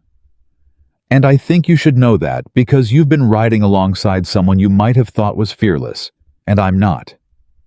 Nathan was quiet for a moment. Clara, he said, I know you're afraid. She looked at him. I've watched you be afraid for 12 days, he said. Every time you pressed your lips together, every time you sorted those documents, every time you went very still before you said something hard. He held her eyes. Fear doesn't make you not brave. Fear's just the thing brave is made out of. She looked away. Her throat moved. That's a very Nathan Cole thing to say, she said, and her voice was slightly rough. Probably, he agreed. They rode on. The ranch came into view, and neither of them said anything about what was in 12 days, and neither of them said anything about what might go wrong, and the horses found their way home in the late afternoon light like they knew the way because they did, Because home was like that, it found you back even when you thought you'd been lost from it. And 12 days felt both very far away and not far enough at all. The 12 days moved, the way time moved, when something large was coming fast in the mornings, slow in the evenings, and strange in the middle of the night when the ranch was quiet and the mountains were just shapes in the dark. Nathan noticed the way Clara used the time. She was not someone who sat still and waited. She was someone who found the next thing that needed doing, and did it not because she was trying to distract herself, or not only that, but because work was how she thought. Her hands needed to be busy before her mind could go quiet enough to work through the hard things. She helped him finish the crossbeam in the barn the first day. She didn't ask if she could help, and she didn't wait to be invited. She just showed up with a level and held it steady while he worked, and when he glanced at her, she was watching the wood with the same focused attention she gave to her documents. "You've done this before," he said. "My father built everything himself," she said. "He said the only way to know a thing was to do it." She ran her thumb along the grain of the beam. He was right. They worked. They didn't talk much. They didn't need to. The second day, she asked him to show her the south fence line, and they walked it together, and she noticed every loose post without him having to point them out, and she picked up a hammer without being asked and fixed 2 of them before he'd gotten to the first. He watched her work and thought about what she'd said about her father, about building things, about knowing through doing, and thought that she was her father's daughter in ways that went deeper than land deeds. The third evening, she made supper while he tended the horses, and when he came in, the cabin smelled like coffee and something with beans and dried meat that was better than it had any right to be, and she was sitting at the table with her documents spread out again, but this time she wasn't organizing them. She was reading them, like she was memorizing every word. He sat down across from her and didn't ask. He poured coffee and drank it. After a while, she said, "I've been practicing what I'm going to say." "In Millhaven?" "Yes." She turned a page. "I've said it wrong 11 different ways in my head. Too angry, too formal, too—" She stopped. "I keep wanting to explain myself, to justify, to prove that I'm not what he said I was." She looked up at him. "But that's not what needs to happen." "What needs to happen?" he asked. "I need to tell the truth," she said. "Just the truth, plainly, without apology and without anger." She looked back at the papers. "The truth is enough. If it isn't enough, then nothing I add to it will be." Nathan looked at her across the table. "Say it to me," he said. She looked up. "Practice it," he said. "Say what you're going to say in Millhaven. Say it to me right now." She held his eyes for a moment. Then she set the papers down and folded her hands on top of them, and looked at him like he was the room full of people she was afraid of. And she talked. She talked about her father filing that deed in 1861, about what the land had cost him, and what it had meant to him. She talked about her mother's last years, and the tax receipts paid on time every single year. She talked about the moment Harlan Greer first came to her door, with his offer and his smile, and what she'd felt in her gut when she'd looked at him, the particular cold certainty of a woman who has learned to trust her instincts about men who want something from her. She talked about watching her life get dismantled piece by piece, the job first, then the reputation, then the safety. She talked about the road. She didn't cry. She didn't need to. The words were enough on their own. When she stopped, the cabin was very quiet. Nathan's coffee had gone cold. "That's it," he said. "Say exactly that." She looked at him with those careful eyes. "It's enough," she said. "Clara," he said, "anyone who hears that and doesn't believe you has already decided not to, and those people were never going to be convinced anyway." He held her eyes. "You're not speaking to convince the ones who chose him. You're speaking so the ones who were afraid to choose you finally have something to stand on." She was quiet for a long moment. "You're better at this than you let on," she said finally. "At what?"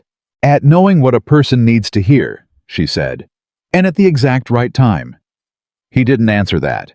He got up and refilled his coffee, and when he sat back down, they were quiet again.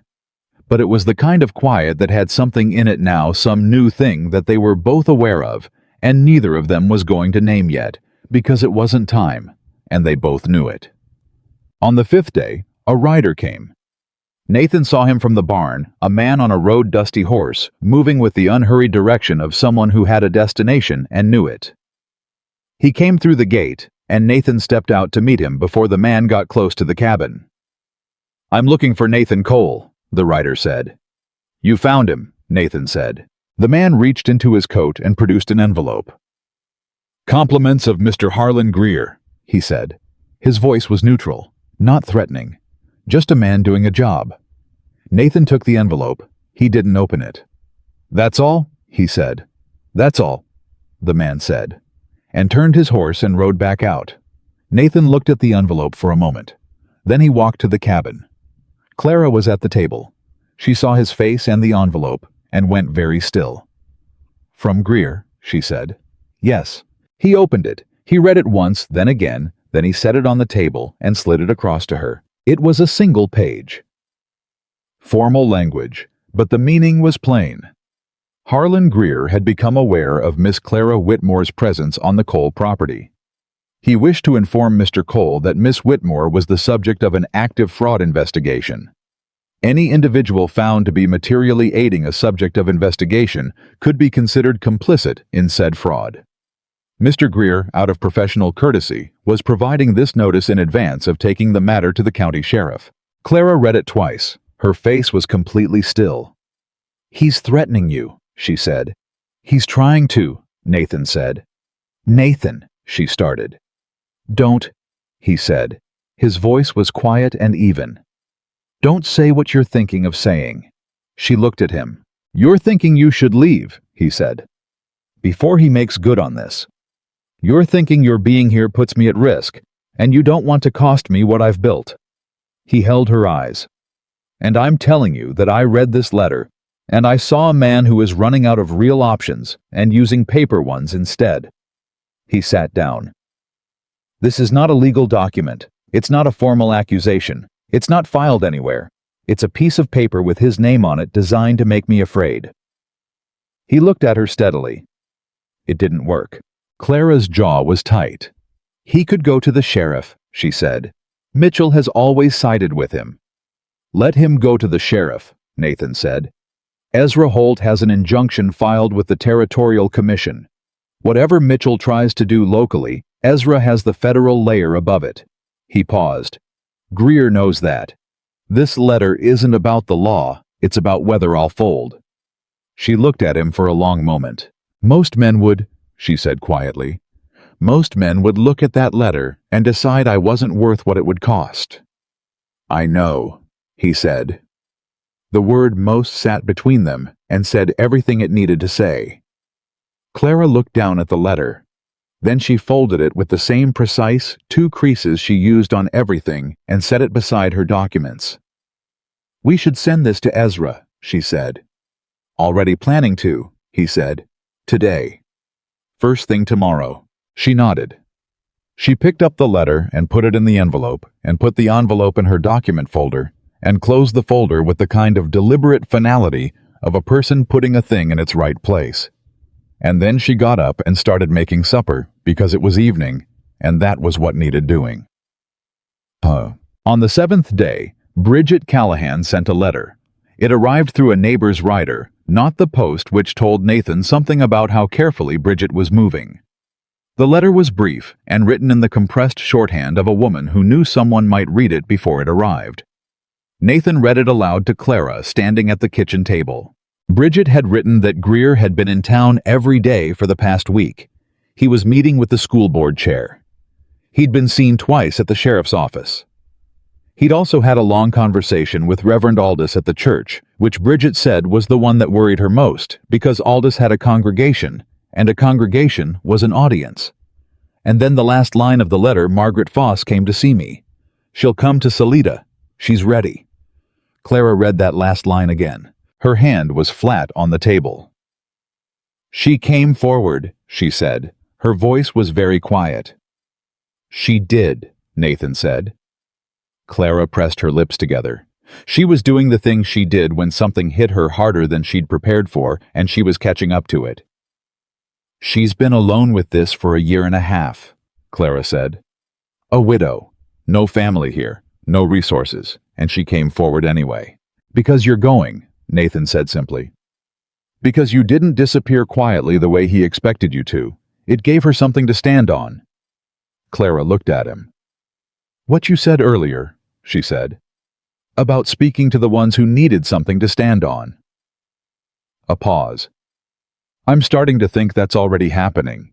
Before we even get to Millhaven." "It works that way sometimes," Nathan said.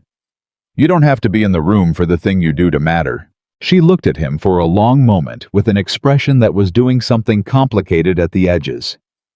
"Stop saying things like that," she said. "Like what?" "Things that are exactly right," she said, and she said it with something that was finally unmistakably a smile. Small and brief and tired, but real. He didn't answer. But something in him that had been holding itself carefully for a long time felt for just a moment like it loosened. The night before they left for Millhaven, neither of them slept. Nathan lay on his cot and listened to the sounds of the ranch, the horses, the wind off the mountain, the creak of the cabin settling in the night cool, and he thought about all the ways tomorrow could go wrong. He wasn't a man who imagined disaster habitually, but he was a man who believed in being honest with himself about risk, and the risks were real. Greer had the sheriff. Greer had the reverend. Greer had been in that town far longer than Clara had been gone, filling the silence she'd left with the story he needed people to believe. He thought about Clara's voice in the cabin 3 days ago saying, "I'm afraid," like it was a fact she was reporting, instead of something she needed to be talked out of. He thought about what it cost a person to be that honest. He heard her after a while. The sound of her getting up, quiet footsteps, the soft sound of the front door opening. He waited a few minutes. Then he got up too. She was sitting on the step outside the cabin with her knees pulled to her chest and her eyes on the mountain sky. The stars were enormous. They always were this far from any town. He sat down beside her. Not close enough to crowd. Just present. She didn't look at him. "I keep thinking about the children," she said after a while. "From my class. The ones who'll be in that room tomorrow. Some of them will be there with their parents." She paused. "I used to be their teacher, and then I was the woman their parents told them not to talk about." Her voice was level, but very tired. "I want tomorrow to change that. I want them to see. I want them to know that—" She stopped. "That what's true matters," Nathan said. "That what's true matters," she agreed. "That a person doesn't have to accept a lie just because it's been said loudly enough for long enough." She was quiet. "My father used to say that. He said the truth doesn't get louder when you ignore it, it just gets quieter. But it doesn't go away." She turned her face up toward the sky. "I used to believe that without it costing me anything to believe it. Now I believe it because I've tested it." She looked at him. "That's a different kind of believing. The only kind worth having," he said. She held his gaze in the dark for a moment. "Why did you come out here?" she said. "Originally, to the territory." He understood she was asking a real question, not to make conversation, but because she needed to know who she was sitting beside. "After the war, after Eleanor, I needed somewhere that didn't already know what I'd lost," he said. "Somewhere that would just let me be what I built, not what I'd been." He looked at the mountains. "I built the ranch. I made it work. And then I discovered that there's a particular kind of quiet that's just loneliness, but it takes a while to tell the difference." "How long did it take you?" she asked. "About 11 days ago," he said. She looked at him. He looked at her. The space between them on that step felt very small suddenly, and very honest, and neither of them moved into it or away from it. They just let it be what it was. "Nathan," she said softly. "I know," he said. "One thing at a time." She nodded, slowly, like she was accepting something. "One thing at a time," she agreed.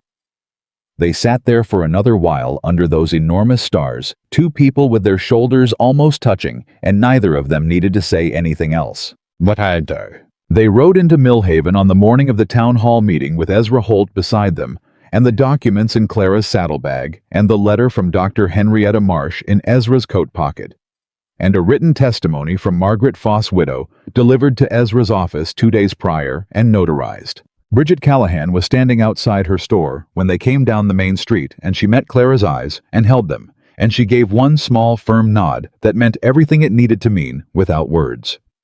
Nathan watched Clara receive that nod. He watched what it did to her shoulders. He watched her sit up straighter in the saddle, which he had not thought possible. The town hall was already filling when they arrived. People moved through the door in ones and twos, and Nathan watched the way they looked at Clara, some quickly looking away. The look of people who'd been told what to think and weren't entirely comfortable with having thought it. Some with curiosity. Some with an expression that was harder to name, something that might have been relief, the look of people who'd been waiting without knowing they were waiting. He also saw Greer. Greer was near the front of the room, standing with two men Nathan didn't know, and the sheriff, a thick, red-faced man named Mitchell, who had the look of someone who'd made a career out of being useful to the right people. Greer saw Clara the moment she came through the door, and his expression did the thing it had done in Ezra's office, that micro-adjustment, that recalculation. He had not expected her to come back. That was his mistake. Nathan stayed close, but not hovering close enough to matter far enough that Clara was the one walking in. This was hers. He was not going to take it from her by being too present. She walked to the front of the room, and she did not look at Greer. She looked at the seats, at the people filling them, at the familiar faces of people she'd taught and prayed alongside and shared harvests with, people who had believed a lie about her because believing it was easier than believing in her. Ezra sat beside her at a small table. He set his folder on it with a quiet competence. Mitchell from across the room said something to Greer. Greer said something back low. Mitchell nodded and straightened, and Nathan watched him weigh the room against whatever Greer had told him and decide that moving on Clara right here, right now, in front of all these people, was not a calculation that paid. Nathan found a position at the back of the room where he could see everyone. He crossed his arms and he waited. The meeting began with water rights, and he led it. Greer was doing the same thing. Biding, waiting, watching Clara the way a man watched something he was planning to address when the moment came. The moment came after 40 minutes when the chairman called for community concerns. Greer stood up immediately. He was very good at this. Nathan had to give him that. He stood with the ease of a man accustomed to being listened to, and he spoke about the integrity of property law and the importance of clear documentation and what it meant for the whole community when fraudulent claims were allowed to Mr. Greer. Clara's voice. Quiet. Clear. Present. Greer paused mid-sentence. "I'd like to speak," she said. She did not wait for permission. She stood. The room shifted. 40 people, 50, all of them adjusting the particular physical shift of a crowd, realizing that the thing they came to see, maybe without knowing they came to see, it was happening. "My name is Clara Whitmore," she said. She said it to the room. Not to Greer, not to the chairman. To the people. "I was a teacher in this town for 3 years. Most of you know me. Some of your children sat in my classroom." She paused. "I want to tell you what's true." She talked. She said what she'd said in the cabin to Nathan in the same plain and steady voice, with the same absence of apology and the same absence of performance. She said it to the room, and the room was completely quiet in the way that meant people were listening with something more than their ears. She said her father's name. She described the land. She explained what Harlan Greer had done step by step in language that was clear enough that even people who hadn't been paying close attention could follow it. And then Ezra stood up and placed on the table in front of the chairman the written opinion of Dr. Henrietta Marsh, territorial archivist, regarding the authenticity of the Whitmore deed, and the notarized testimony of Margaret Foss, former landowner, regarding Harlan Greer's near-identical actions in her case 18 months previous. and a formal letter from the Territorial Land Commission confirming the pending review. Greer was on his feet. "This is not the proper venue for—" "You filed your affidavit with the county clerk," Ezra said pleasantly, "which is also not the proper venue for a territorial land dispute. You made it local, Harlan. We're just following your lead." The room was very still. Nathan watched Greer's face. He watched the man look at Ezra's documents on the table, and then at Clara standing beside them, and then at the room full of people watching him. He watched all the calculation happen in real time, visibly, like watching a man add numbers that weren't adding up. "The commission will decide this," Greer said. His voice was still controlled, still smooth. But there was something underneath it now. "Yes," Ezra agreed. "It will, in 4 weeks. In the meantime, every person in this room knows what's in these documents." He let that sit. "Which means the story you've been telling has a counterpart now. And the people here," he gestured a mild and almost casual gesture that took in the whole room, "will have to decide for themselves which one is true." Greer looked at the room.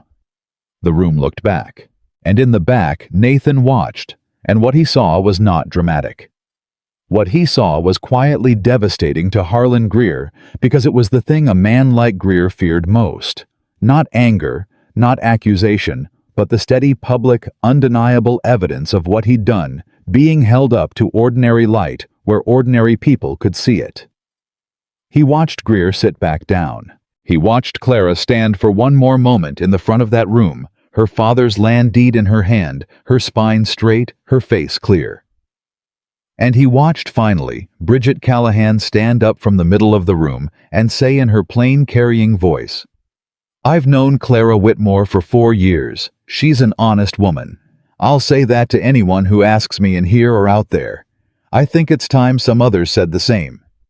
There was a beat of silence. And then another woman stood. A farmer's wife Nathan didn't know. She didn't say anything. She just stood. And then an older man near the back. And then 2 more. Not the whole room. Not even most of it. But enough to make visible what had been invisible the people who'd watched and doubted, and been afraid to say so, finding the form their courage took. Clara looked at them. Nathan saw her face. He had watched her be afraid, and be careful, and be exhausted, and be determined. He had watched her practice what she was going to say to make sure it was right. He had watched her sit on a cabin step under the mountain stars and tell the truth about what she needed. He had not yet seen her look like this. Like something held very tight for a very long time had finally been allowed to be what it was. She pressed her lips together once. Hard. Then she straightened, and she turned to Ezra, and she said quietly, "Thank you." And she sat down. Mitchell was talking to Greer in a low, urgent voice. Greer was not responding. Nathan made his way through the room to where Clara was sitting, and he didn't say anything, and she didn't say anything. And he stood beside her chair with his arms crossed, while Ezra dealt with the procedural aftermath of the next 20 minutes, and that was enough. That was exactly enough. Cully. They left Millhaven in the late afternoon. The 3 of them rode together as far as the Salida Fork, where Ezra turned south, and Clara and Nathan turned east toward the mountains, and Ezra said before he went, 4 weeks. I'll be in touch before then. And Clara said, "Thank you, Ezra." And he said, "Thank Clara's father for having the sense to keep his receipts." And then he was gone. They rode east. After a while, Clara said, "He's going to lose." "Yes," Nathan said. "I know that's not guaranteed," she said. "But I know it. I can feel where the weight of it is now." She kept her eyes ahead. "He's been counting on nobody looking too closely. Too many people looked today." "Bridget looked," he said. "Bridget looked first," she said. "She's been looking since the beginning." Something in her voice when she said it, a particular kind of love that didn't need a different word. They rode. The mountain came back to them the way it always did. Slowly, then, all at once, the familiar shapes growing more particular as they got closer, the specific tilt of the ridge and the way the aspen stands broke the slope. Nathan's horse picked up his pace, and Clara's did too. The ranch was quiet when they got in. The mares came to the fence. Clara went to them, automatically reaching over the rail, the way she'd done every evening for 3 weeks now, and the older mare put her nose against Clara's hand and stood there breathing. Nathan watched from across the yard. "Nathan," Clara said, not turning around. "Yeah," he said. "I want to stay," she said. "Not just until the hearing. She stopped. "I want to know what this place looks like in the fall." She turned around and looked at him across the yard. "If that's something you—" "Yes," he said, before she'd finished. She looked at him. "I was going to say more," she said. "You can say more if you want to," he said. "But the answer's still yes." She looked at him for a long moment. Something in her face was open in a way he'd only seen in glimpses before, the thing underneath all the careful and all the strong and all the steady. Just a person. Just her. "Fall," she said. "And then we'll see." "Fall," he said. "And then we'll see." The evening settled over the ranch. Somewhere in the timber a bird called once and went quiet. The mountains held their ground the way they always did, patient and enormous, and entirely indifferent to the smallness of human trouble, which was, Nathan had always thought, one of the things that made them worth living near. He went to start the fire. She came in after a few minutes and sat at the table and opened her document folder. And this time, she wasn't reading the deed or the tax receipts. She was reading the letter from Bridget, which she'd folded into the folder at some point during the day. She read it once. Then she folded it and held it in both hands and looked at it. "She said to bring you home safe," Clara said quietly. "Bridget, that's what she told you in the store." "She did," Nathan said. Clara set the letter down on the table with great care. "I didn't realize," she said quietly, "how much I needed someone to say that." She looked up at him. Not someone fighting for me, or believing me, or standing next to me, but someone saying that I have somewhere that is home. Her voice was very soft. I forgot what that felt like. Nathan kept his hands on what he was doing. "You remembered today," he said. She looked at him across the room. The fire was starting to catch. The cabin was warming. "I remembered today," she said. 4 weeks. That was how long they had before the Territorial Commission hearing, and Salida and Nathan had learned enough about Clara Whitmore by now to know that she would not spend those 4 weeks waiting. Waiting was not in her. She had rest in her, when rest was what was needed, and she had patience, the real kind, the earned kind, not the passive kind, but waiting on other people's timelines while doing nothing was something her body simply refused. So she worked. She finished the south fence line that Nathan had been meaning to get to since spring. She reorganized the tack room in the barn with a systematic thoroughness that made him realize he'd been living with chaos in there for so long he'd stopped seeing it. She started a second kitchen garden along the east wall, smaller than the first, but with an eye toward what would last into autumn: root vegetables, hardy herbs, things that would carry through. He watched all of this and said nothing about it. He understood what it was. Her hands needed to be moving so her mind could work through what was coming. He'd been the same way after the war, after Eleanor building the fence, raising the barn, clearing the east pasture. Moving so the stillness didn't get inside you where it could turn into something worse. He also understood that she was making herself useful in the specific way of someone who was not entirely sure of their welcome and was trying to justify their presence through contribution. He understood that too, even though she didn't need to do it. He didn't tell her that directly. He just made sure she knew she was seen. A cup of coffee brought to her at the fence. A question about the garden that was genuine, not conversational. The particular attentiveness of a man who noticed and didn't make a production of noticing. On the third evening after Millhaven, she caught him at it. She looked up from where she was working a loose post back into the ground, and she looked at him standing at the fence rail with the 2 cups of coffee, and she said, "You watch me." "I do," he said without apology. She looked at him for a moment. "Why?" "Because you're worth watching," he said. He handed her the cup. "And because you do things right." I find that I like watching a person do things right. She took the cup. She looked at him over the rim of it with that expression that had been getting less guarded by degrees, still careful, still measured, but with less distance between her eyes and whatever was behind them. Most people find it unnerving, she said, being watched. Most people have something to hide, he said. She almost smiled. I've been told I'm difficult. By people who preferred you to be easier, he said. That's not the same thing as being difficult. She held his gaze for a beat. Then she drank her coffee and turned back to the post. He stood there a while longer than he needed to. The letter from Ezra arrived on the 8th day. It was longer than his usual correspondence, and Nathan read it at the table while Clara stood at the window and waited for him to finish. The Territorial Commission had received the full filing. Dr. Marsh's report had been formally entered into the record. Margaret Foss's testimony had been accepted.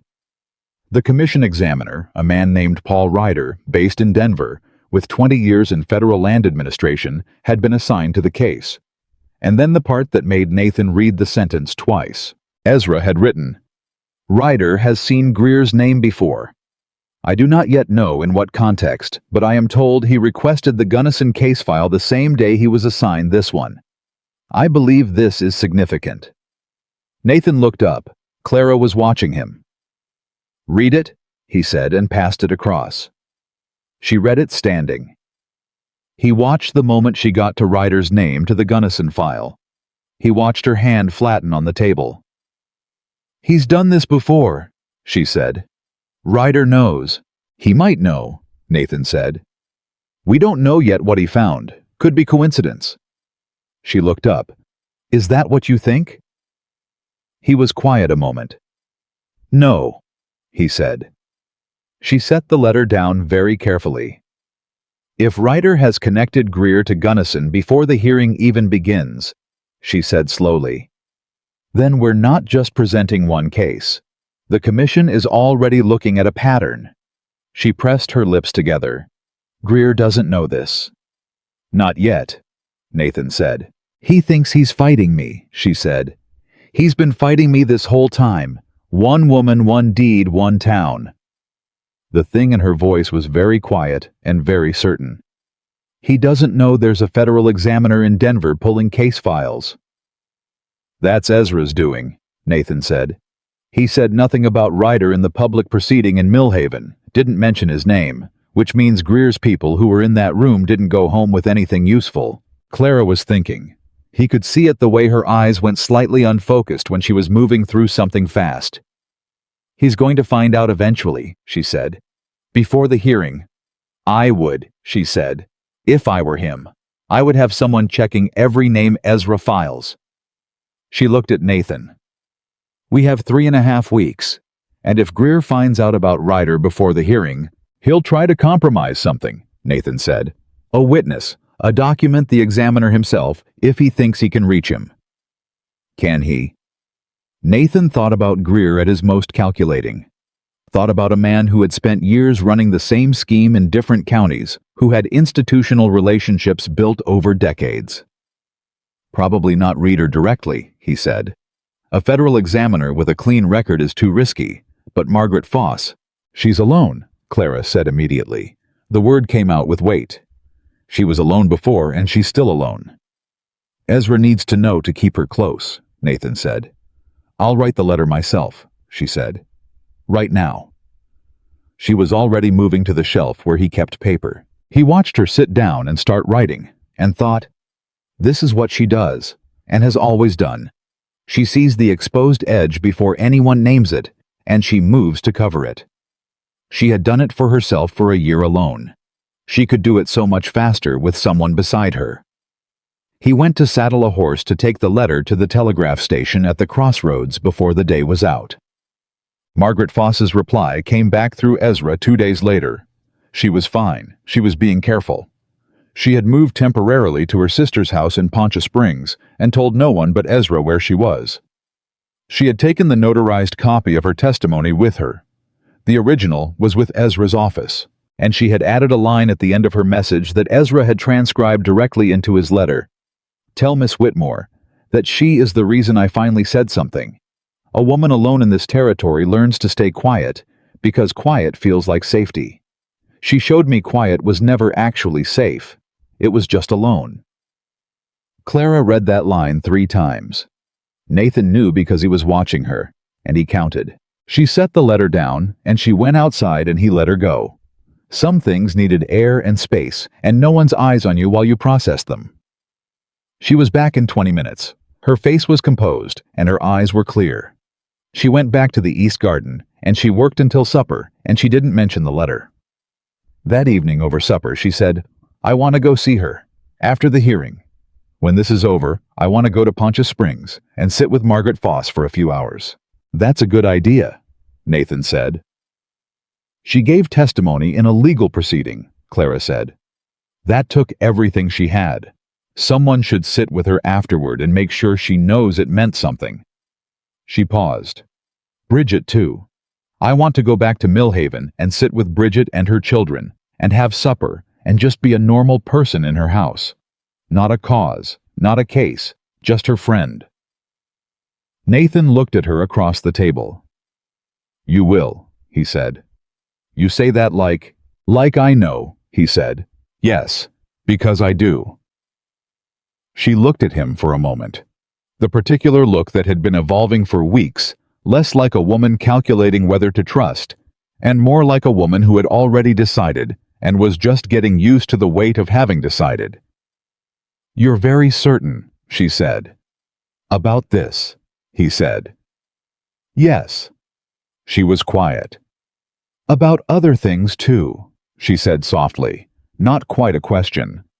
"About other things, too," he said. "When the time's right." She looked at her plate. Something moved through her face that was private and warm and not for explaining. "The time," she said. "Yes." "One thing at a time," he said. "One thing at a time," she agreed. The night before the hearing, Greer made his last move. Nathan was at the barn when he heard the horse on the road. Fast, which was wrong. Nobody came to a ranch fast at that hour without a reason. He stepped out, and his hand went to where his rifle was before he consciously decided it. It was Ezra's clerk, a young man named Thomas, who'd ridden from Salida in less than 2 hours based on the state of his horse. He pulled up and said before Nathan could speak, "Greer went to the commission office this afternoon. He filed an emergency motion to exclude the Foss testimony on grounds that it was obtained under duress and doesn't meet evidentiary standards." Nathan went still. "Can he do that?" he said. "He can file it," Thomas said. "Whether it stands is another matter. Mr. Holt said to tell you he's already drafted the response. But he needs Miss Whitmore there first thing in the morning, an hour before the hearing opens, so they can go over the counter-argument." Nathan turned to the cabin. Clara was already in the doorway. She'd heard. "I heard," she said to Nathan. She turned to Thomas. "Tell Ezra we'll be there." Thomas looked at her for a moment with the look of a young man who'd ridden 2 hours in the dark and had just understood that the person he'd ridden to was exactly the person he'd hoped he'd find. "Yes, ma'am," he said. "He said also to tell you the motion is a delay tactic.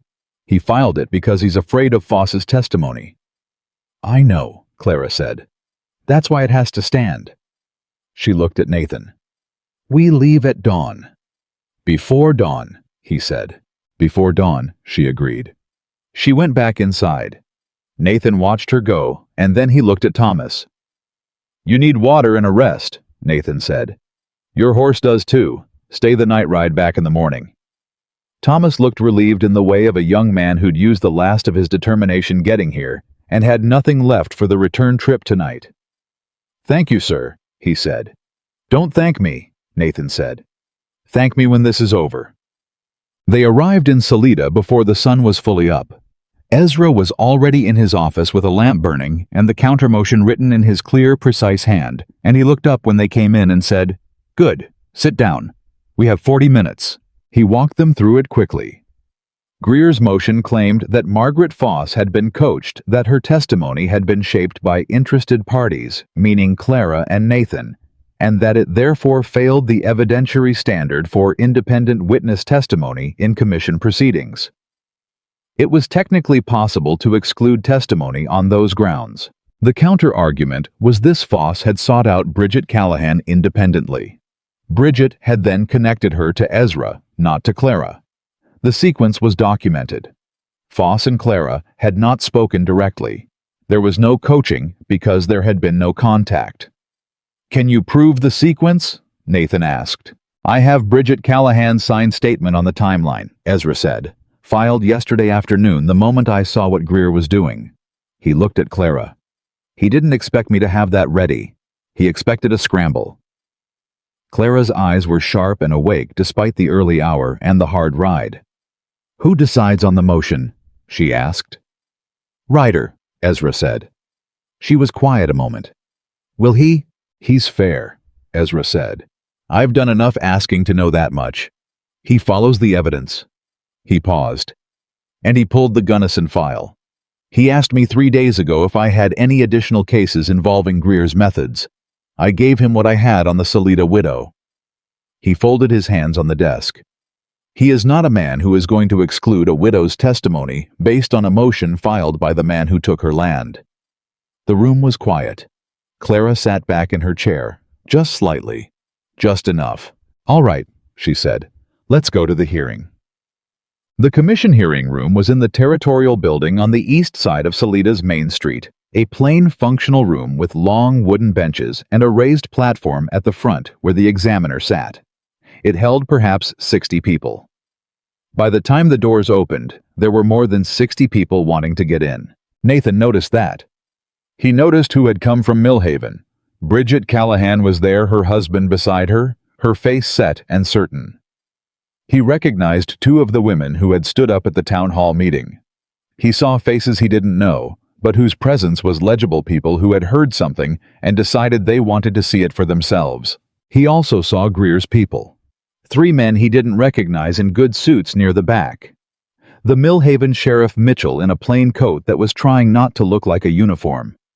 And Greer himself at a table opposite Ezra's with his own lawyer, a man from Denver, well-dressed, with the careful blankness of expensive legal counsel. Paul Ryder came in last. He was younger than Nathan had expected, somewhere in his mid-40s, lean and composed, with the look of a man who had spent a long time in administrative rooms and had made his peace with that, but maintained his own standards within it. He carried a thick folder, and he set it on the platform without ceremony, and he looked at the room once briefly with the gaze of someone taking inventory. His eyes moved across Greer's table, then Clara's. They did not linger anywhere. He sat down. "This is a formal proceeding of the Territorial Land Commission," he said. His voice was carrying without being loud. "We are here to review the claim of Miss Clara Whitmore regarding the property registered as the Whitmore Homestead, 40 acres along Carpenter Creek, filed under the Colorado Territory Land Registration Act of 1861. He opened his folder. "Before we begin, I'm ruling on the motion filed yesterday afternoon by the respondent's legal counsel." Greer's lawyer straightened. "The motion to exclude the Foss testimony is denied," Ryder said. He said it without drama, without build-up, without looking at Greer. He said it like he was reading a notation from a list and had already moved to the next thing. The sequence of contact between the witness and the filing party is documented and demonstrates independent initiation. The motion fails on its evidentiary merits. He turned a page. "We'll begin." Nathan watched Greer's lawyer write something on a paper. He watched Greer's face do the thing, the adjustment, the recalculation, the settling into a new position. He watched Clara sit at Ezra's table with her hands folded and her back straight and her face composed, and he thought about the road again, about her in the dirt, with her wrists raw, and he thought about all the distance between that moment and this one, and how every inch of that distance she had walked herself. The hearing ran 4 hours. Nathan sat in the gallery and watched all of it.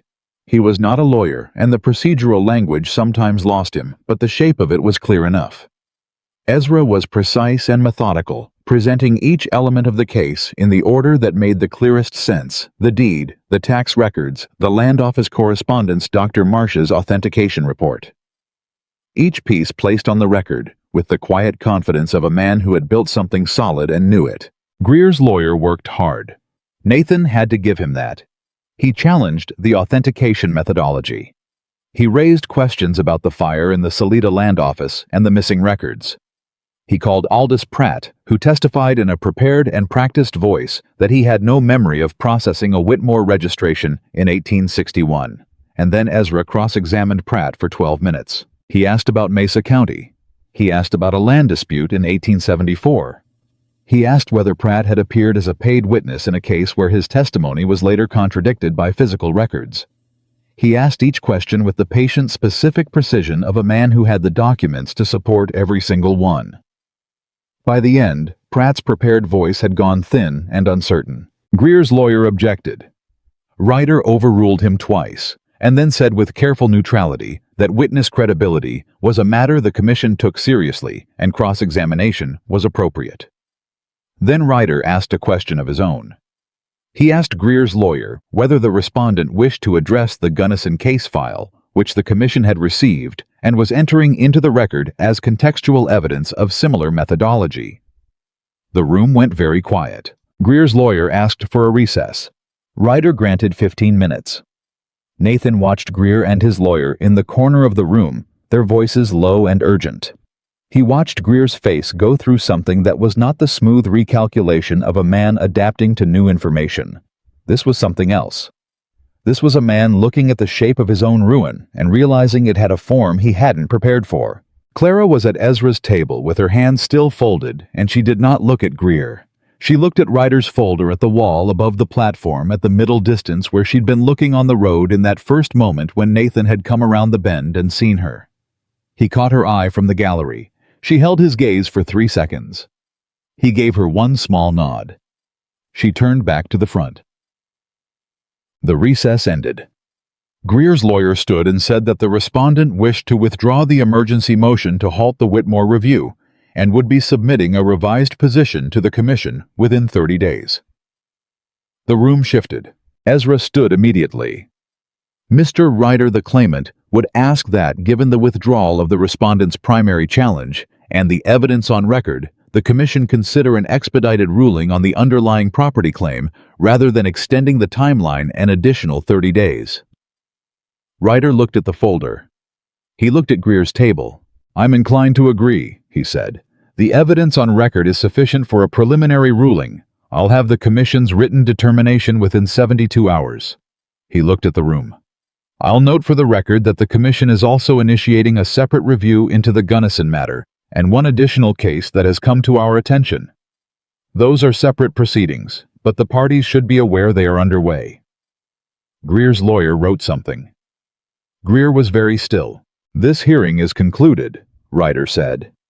He closed his folder. He stood, and as he passed the claimant's table on his way out, he paused for just a moment and looked at Clara directly and said in a voice that was quiet enough that only the first 2 rows could hear, "Your father's deed is genuine, Miss Whitmore. I'm sorry it's taken this long for someone in an official capacity to say so." Clara held his eyes. "Thank you," she said. He nodded once and walked out. The room was noise and movement after that. People standing talking, the slow press toward the doors. Bridget Callahan pushed through to Clara and took both her hands and held them and said something in a low voice that made Clara close her eyes for just a moment. Nathan stayed back. This wasn't his moment to be in, it was hers and Bridget's, and the women who came forward and touched Clara's shoulder and said things that made something move through Clara's face over and over again, a small private unwinding. He was standing at the edge of the room when Greer passed him. Just the 2 of them briefly in the gap beside the benches. Greer stopped. Nathan looked at him. "I underestimated her," Greer said. His voice was very controlled. "Yes," Nathan said. "You did. I underestimated you as well." "You looked for leverage," Nathan said. "There wasn't any. That's not underestimation." That's just bad luck and a target. Greer studied him for a moment with those eyes that didn't reach his face. This isn't finished, he said. For you it is, Nathan said. Not with heat, just flat and factual.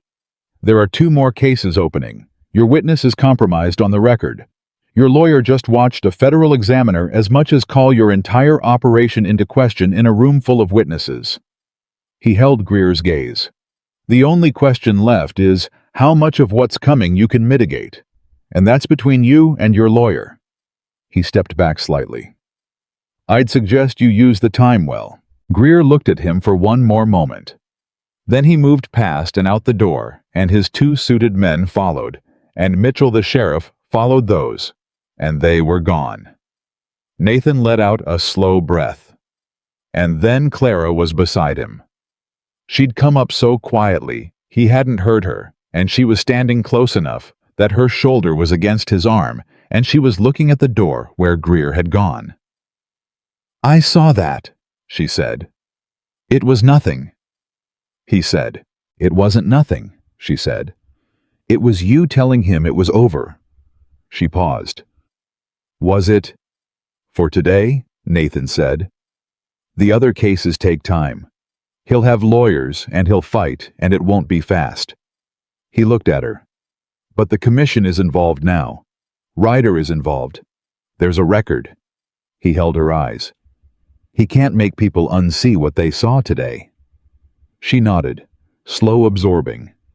The determination in 72 hours, she said.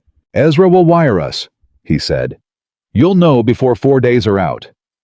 She looked at the door again.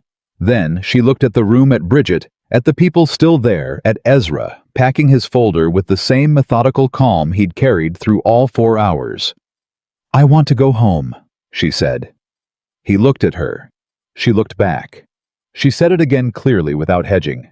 I want to go home, to the ranch. He understood what she was saying with the word home, and he understood that she understood it too. Then let's go, he said. The wire came 68 hours later. Nathan was at the barn, and Clara was in the East Garden, and the rider from the telegraph station came up the road at a pace that made Nathan put down what he was doing and walk out to meet him. He took the wire. He read it. He stood there a moment with it in his hand. Then he walked to the garden. Clara stood up when she saw his face. She didn't ask. She held out her hand. He gave her the paper. She read it. He watched her eyes move across the words. He watched her reach the end. She read it again. Then she lowered it. It's done, she said. It's done, he said. Full restoration. The deed stands. The property is yours. The commission has flagged Greer for the separate review, and Ryder's office is referring the Pratt testimony to the court for perjury consideration. She looked at the paper in her hand. Carpenter Creek, she said softly. Her parents' land. 40 acres her father had built from nothing in 1861 that her mother had kept after him, that she had kept after them both through all of it. Yours, he said. Her jaw moved. She was holding on very carefully to her composure, and he watched her do it, and he thought about the road and the cabin and the night on the step under the stars, and Bridget's nod and Ryder's quiet words, and all the weight of everything this woman had carried alone for a year, before a mountain cowboy on a quiet road had decided he was tired of being like everyone else. I need a minute, she said. Take it, he said. She turned away just slightly. Her hand was over her mouth. Her shoulders were moving with the careful, controlled breaths of a person allowing themselves to feel something they'd been holding at arm's length for a very long time. He stood behind her, and he didn't say anything, and he didn't move away. After a few minutes, she turned back. Her eyes were red at the edges, and her face was composed, and she looked at him with the most open expression he had ever seen on her face. No calculation, no caution, no measuring distance. Just her. Thank you, she said. For the road, for all of it, for not riding past. Clara, he said. Let me say it, she said. I need to say it once properly. She looked at him steadily. You didn't save me. I want to be clear about that. I saved myself with Ezra and Bridget and Margaret Foss and everyone who stood up." She paused. "But you gave me somewhere to stand while I did it. That's not a small thing. That's actually everything." He looked at her for a long moment. "You would have found a way," he said. "You had the documents, and you had the truth, and you were not going to stop." "Maybe," she said. "But I had 2 broken ribs and no horse, and I was sitting in the dirt on a mountain road." Something moved through her voice. "You got down from that horse." "I'd do it again," he said simply. She looked at him. Her eyes were very clear. "I know," she said. And then, because the space between them was very small, and had been very small for a long time now, and because some things do not need to be said out loud before they are true, she stepped forward, and he put his arms around her, and she let herself be held by someone for the first time in longer than she could properly account for, and she held on in return. She held on hard, the way a person held on to something real. He held her the same way. 3 weeks later, Clara stood in front of a room of 8 children in a one-room building she'd borrowed from the Methodist church at the edge of the Elk Mountain foothills. They were the children of ranchers and miners and the family that ran the feed store at the crossroads. Children who lived too far from Millhaven's school, or whose parents had reasons not to trust that school, or who had simply never had access to one at all. She had ridden through the valley for 2 weeks asking. 8 had shown up on the first day. She thought there might be 10 by the second week. She was teaching reading. She was teaching numbers. She was teaching them that a document had power, that words written down and signed and witnessed were not just marks on paper, but a form of standing in the world, and that every person in this room had the right to that standing and was going to learn how to use it. Nathan had helped her put up the board at the front of the room. He'd brought the chalk from Salida. He had not suggested any of this, it was entirely hers. He had simply asked, when she'd first talked about it, 3 weeks after the hearing, what she needed, and she'd told him, and he'd helped her get it. That was what he did. He listened for what was actually needed, and then he helped with that specific thing without adding his own ideas about what shape it should take. She was beginning to think that was the rarest quality she had ever encountered in a person. She wrote letters on the board, and the children copied them. She moved through the room and looked over their shoulders and said, "Good," or "Try again," or "See how your letters got bigger here, that tells me you got excited," and the children looked up at her with the look of children who'd found something they hadn't known they'd been missing. At the end of the first morning, a girl of about 10 named Pearl, who had come in with the most skeptical expression of any of them, walked up to Clara before she left and said, "Are you going to be here next week too?" "Every week," Clara said. Pearl considered this. "My pa says there's no point in a girl learning to read too well," she said. Clara looked at her levelly. "What do you think?" Pearl thought about it with the thoroughness of someone who'd been given a real question and was taking it seriously. "I think I want to know what it says on the papers when grown-ups sign things," she said. Clara felt something move through her chest that was quiet and enormous. "Then that," she said, "is exactly what we're going to learn." Chad. Nathan was at the fence when she came home. He'd been restringing the wire on the east side of the near pasture, and he had his back to the road, but he heard the horse, and he turned around.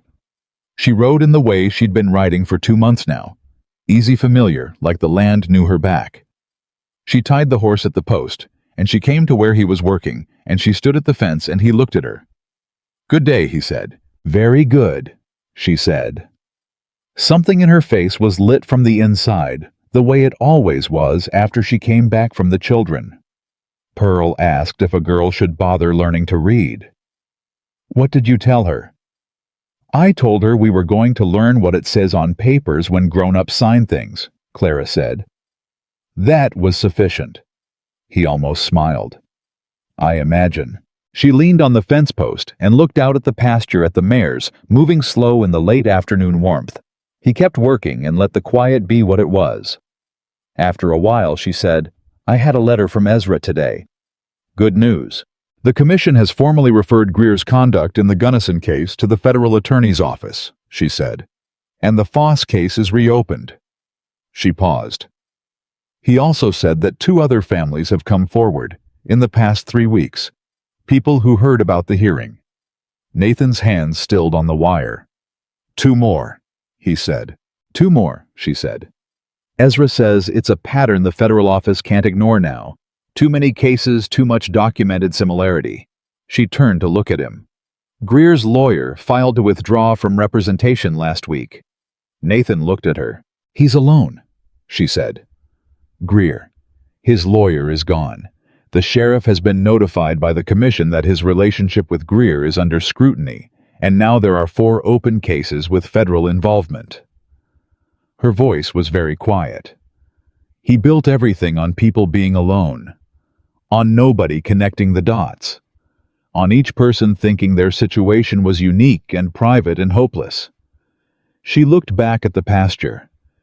He never considered that if one person refused to disappear quietly, others might find out they weren't alone. You didn't disappear, Nathan said.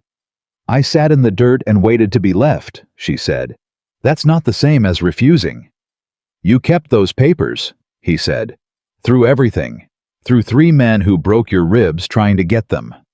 He held her eyes. You kept the thing that proved the truth. That's not waiting to be left. That's holding on when every reasonable argument says to let go. She looked at him. You're going to do that for the rest of your life, aren't you? She said. Not a complaint. Something else. Do what? He said. Say the thing that makes me see it differently, she said. He considered. Probably, he said. She smiled at that. A real one. Not the careful almost smile, or the brief surprised one, but the full thing, a little tired at the edges, and entirely genuine, the smile of a woman who had come through something, and was standing on the other side of it, and knew where she was. Good, she said. She took the fencing tool from his hand without asking, and started on the next section herself. He let her. He watched her hands on the wire, quick and sure. Nathan, she said, not looking up. Yeah, he said.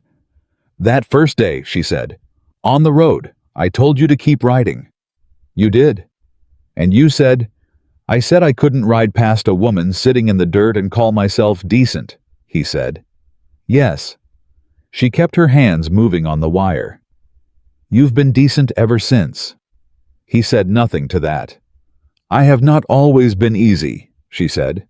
No, he agreed. I have not always made things simple. No. I have brought a significant amount of trouble to your property and your life. Clara, he said. I'm saying something, she said. I know, he said. Finish it.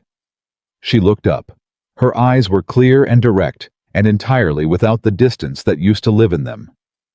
I'm glad you were on that road, she said. I'm glad you were the one who came around that bend. Out of every person who could have ridden past me, I'm glad it was you. The mountains were going gold behind her. The mares were quiet in the pasture. The fence stretched out in both directions with its new wire gleaming. He took 2 steps, and he cupped her face in his hands, and he looked at her for a long moment, at the woman she was, at the road they'd come down to get here, and he said, So am I. And he kissed her. She kissed him back the way she did everything fully, without reservation, having decided. When fall came to the Elk Mountains, it came the way it always did, sudden and enormous, and gold. The aspen stands turning overnight until the whole slope above the ranch was lit, like something burning clean. Clara's classroom had 12 children in it by October. She had written to Pearl's father twice, and visited once, and Pearl kept coming. Nathan had ridden to Poncha Springs with Clara to sit with Margaret Foss for an afternoon, the way Clara had said she wanted to, and it had been exactly what she'd said. Not a legal matter, not a proceeding. Just 2 women sitting at a kitchen table with coffee and the specific quiet understanding of people who had been through something together without ever being in the same room for it. On the ride back, Clara had been very quiet for a long time, and then she'd said, She's going to be all right. And Nathan had said, Yes, she is. And they'd ridden the rest of the way home not needing to say more than that. The commission's final ruling came in November. Full invalidation of Greer's claim. Restoration of the Whitmore deed with a formal notation of fraudulent challenge in the territorial record. Greer himself was under federal review for 3 separate cases, and his lawyer's withdrawal had left him scrambling in ways that were, Ezra wrote cheerfully, entirely his own problem. Clara read the final ruling at the kitchen table with Nathan across from her, and her coffee growing cold, and her eyes moving through the formal language with the focused precision she always gave to documents. When she finished, she set it down, and she looked at him, and she said, "It's real." "It's real," he said. She pressed her hand flat on the ruling, on her father's name in the text, on the date of original registration, 1861. "He kept it," she said. Her voice was very quiet. "My father kept that land through the war, through everything, and he registered it right, and he paid his taxes right, and he passed it to my mother, and she to me." She lifted her eyes. Harlan Greer spent a year trying to erase that.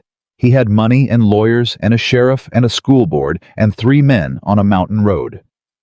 She paused. "And he couldn't erase it?" "No," Nathan said. "Because it was true," she said.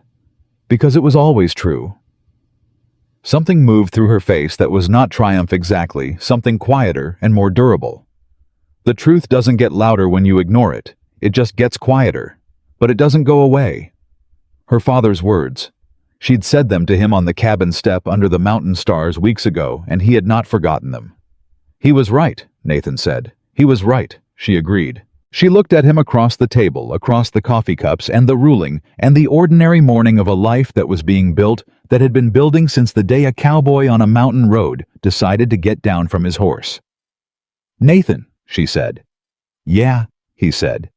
"I love you," she said, plainly, without preamble, the way she said everything that mattered, direct and certain, and without apology for the weight of it. He looked at her. He thought about the road and the 2 cups of coffee that first morning, and the stars and the fence, and 12 children learning what it said on papers when grown-ups signed things, and Margaret Foss saying she showed me quiet was never actually safe. He thought about a woman sitting in the dirt who had told him to keep riding. He thought about the particular miracle of having gotten down anyway. "I love you too," he said. "I think I have for a while." She smiled, the full one. "I know," she said. "I was waiting for you to be sure." "I'm sure," he said. "Good," she said. "Then pass me that coffee. We have a fence to finish, and 12 children coming Thursday, and a life to get on with." He passed her the coffee. Outside, the aspen were gold against the mountains. The mares were in the pasture. The ranch sat solid on its 40 years of hard-won ground, and the woman at the table was looking at a ruling that said her name on it, and the man across from her was looking at her. And the mountains held the way they always had, patient and enormous, indifferent to the smallness of human trouble, and entirely silently witness to the fact that 2 people who had both learned to live without hoping for too much, had against all reasonable expectation found exactly what they needed in each other. That was the whole of it. That was enough. That was everything. That was more than either of them had let themselves believe was still possible. And it was real.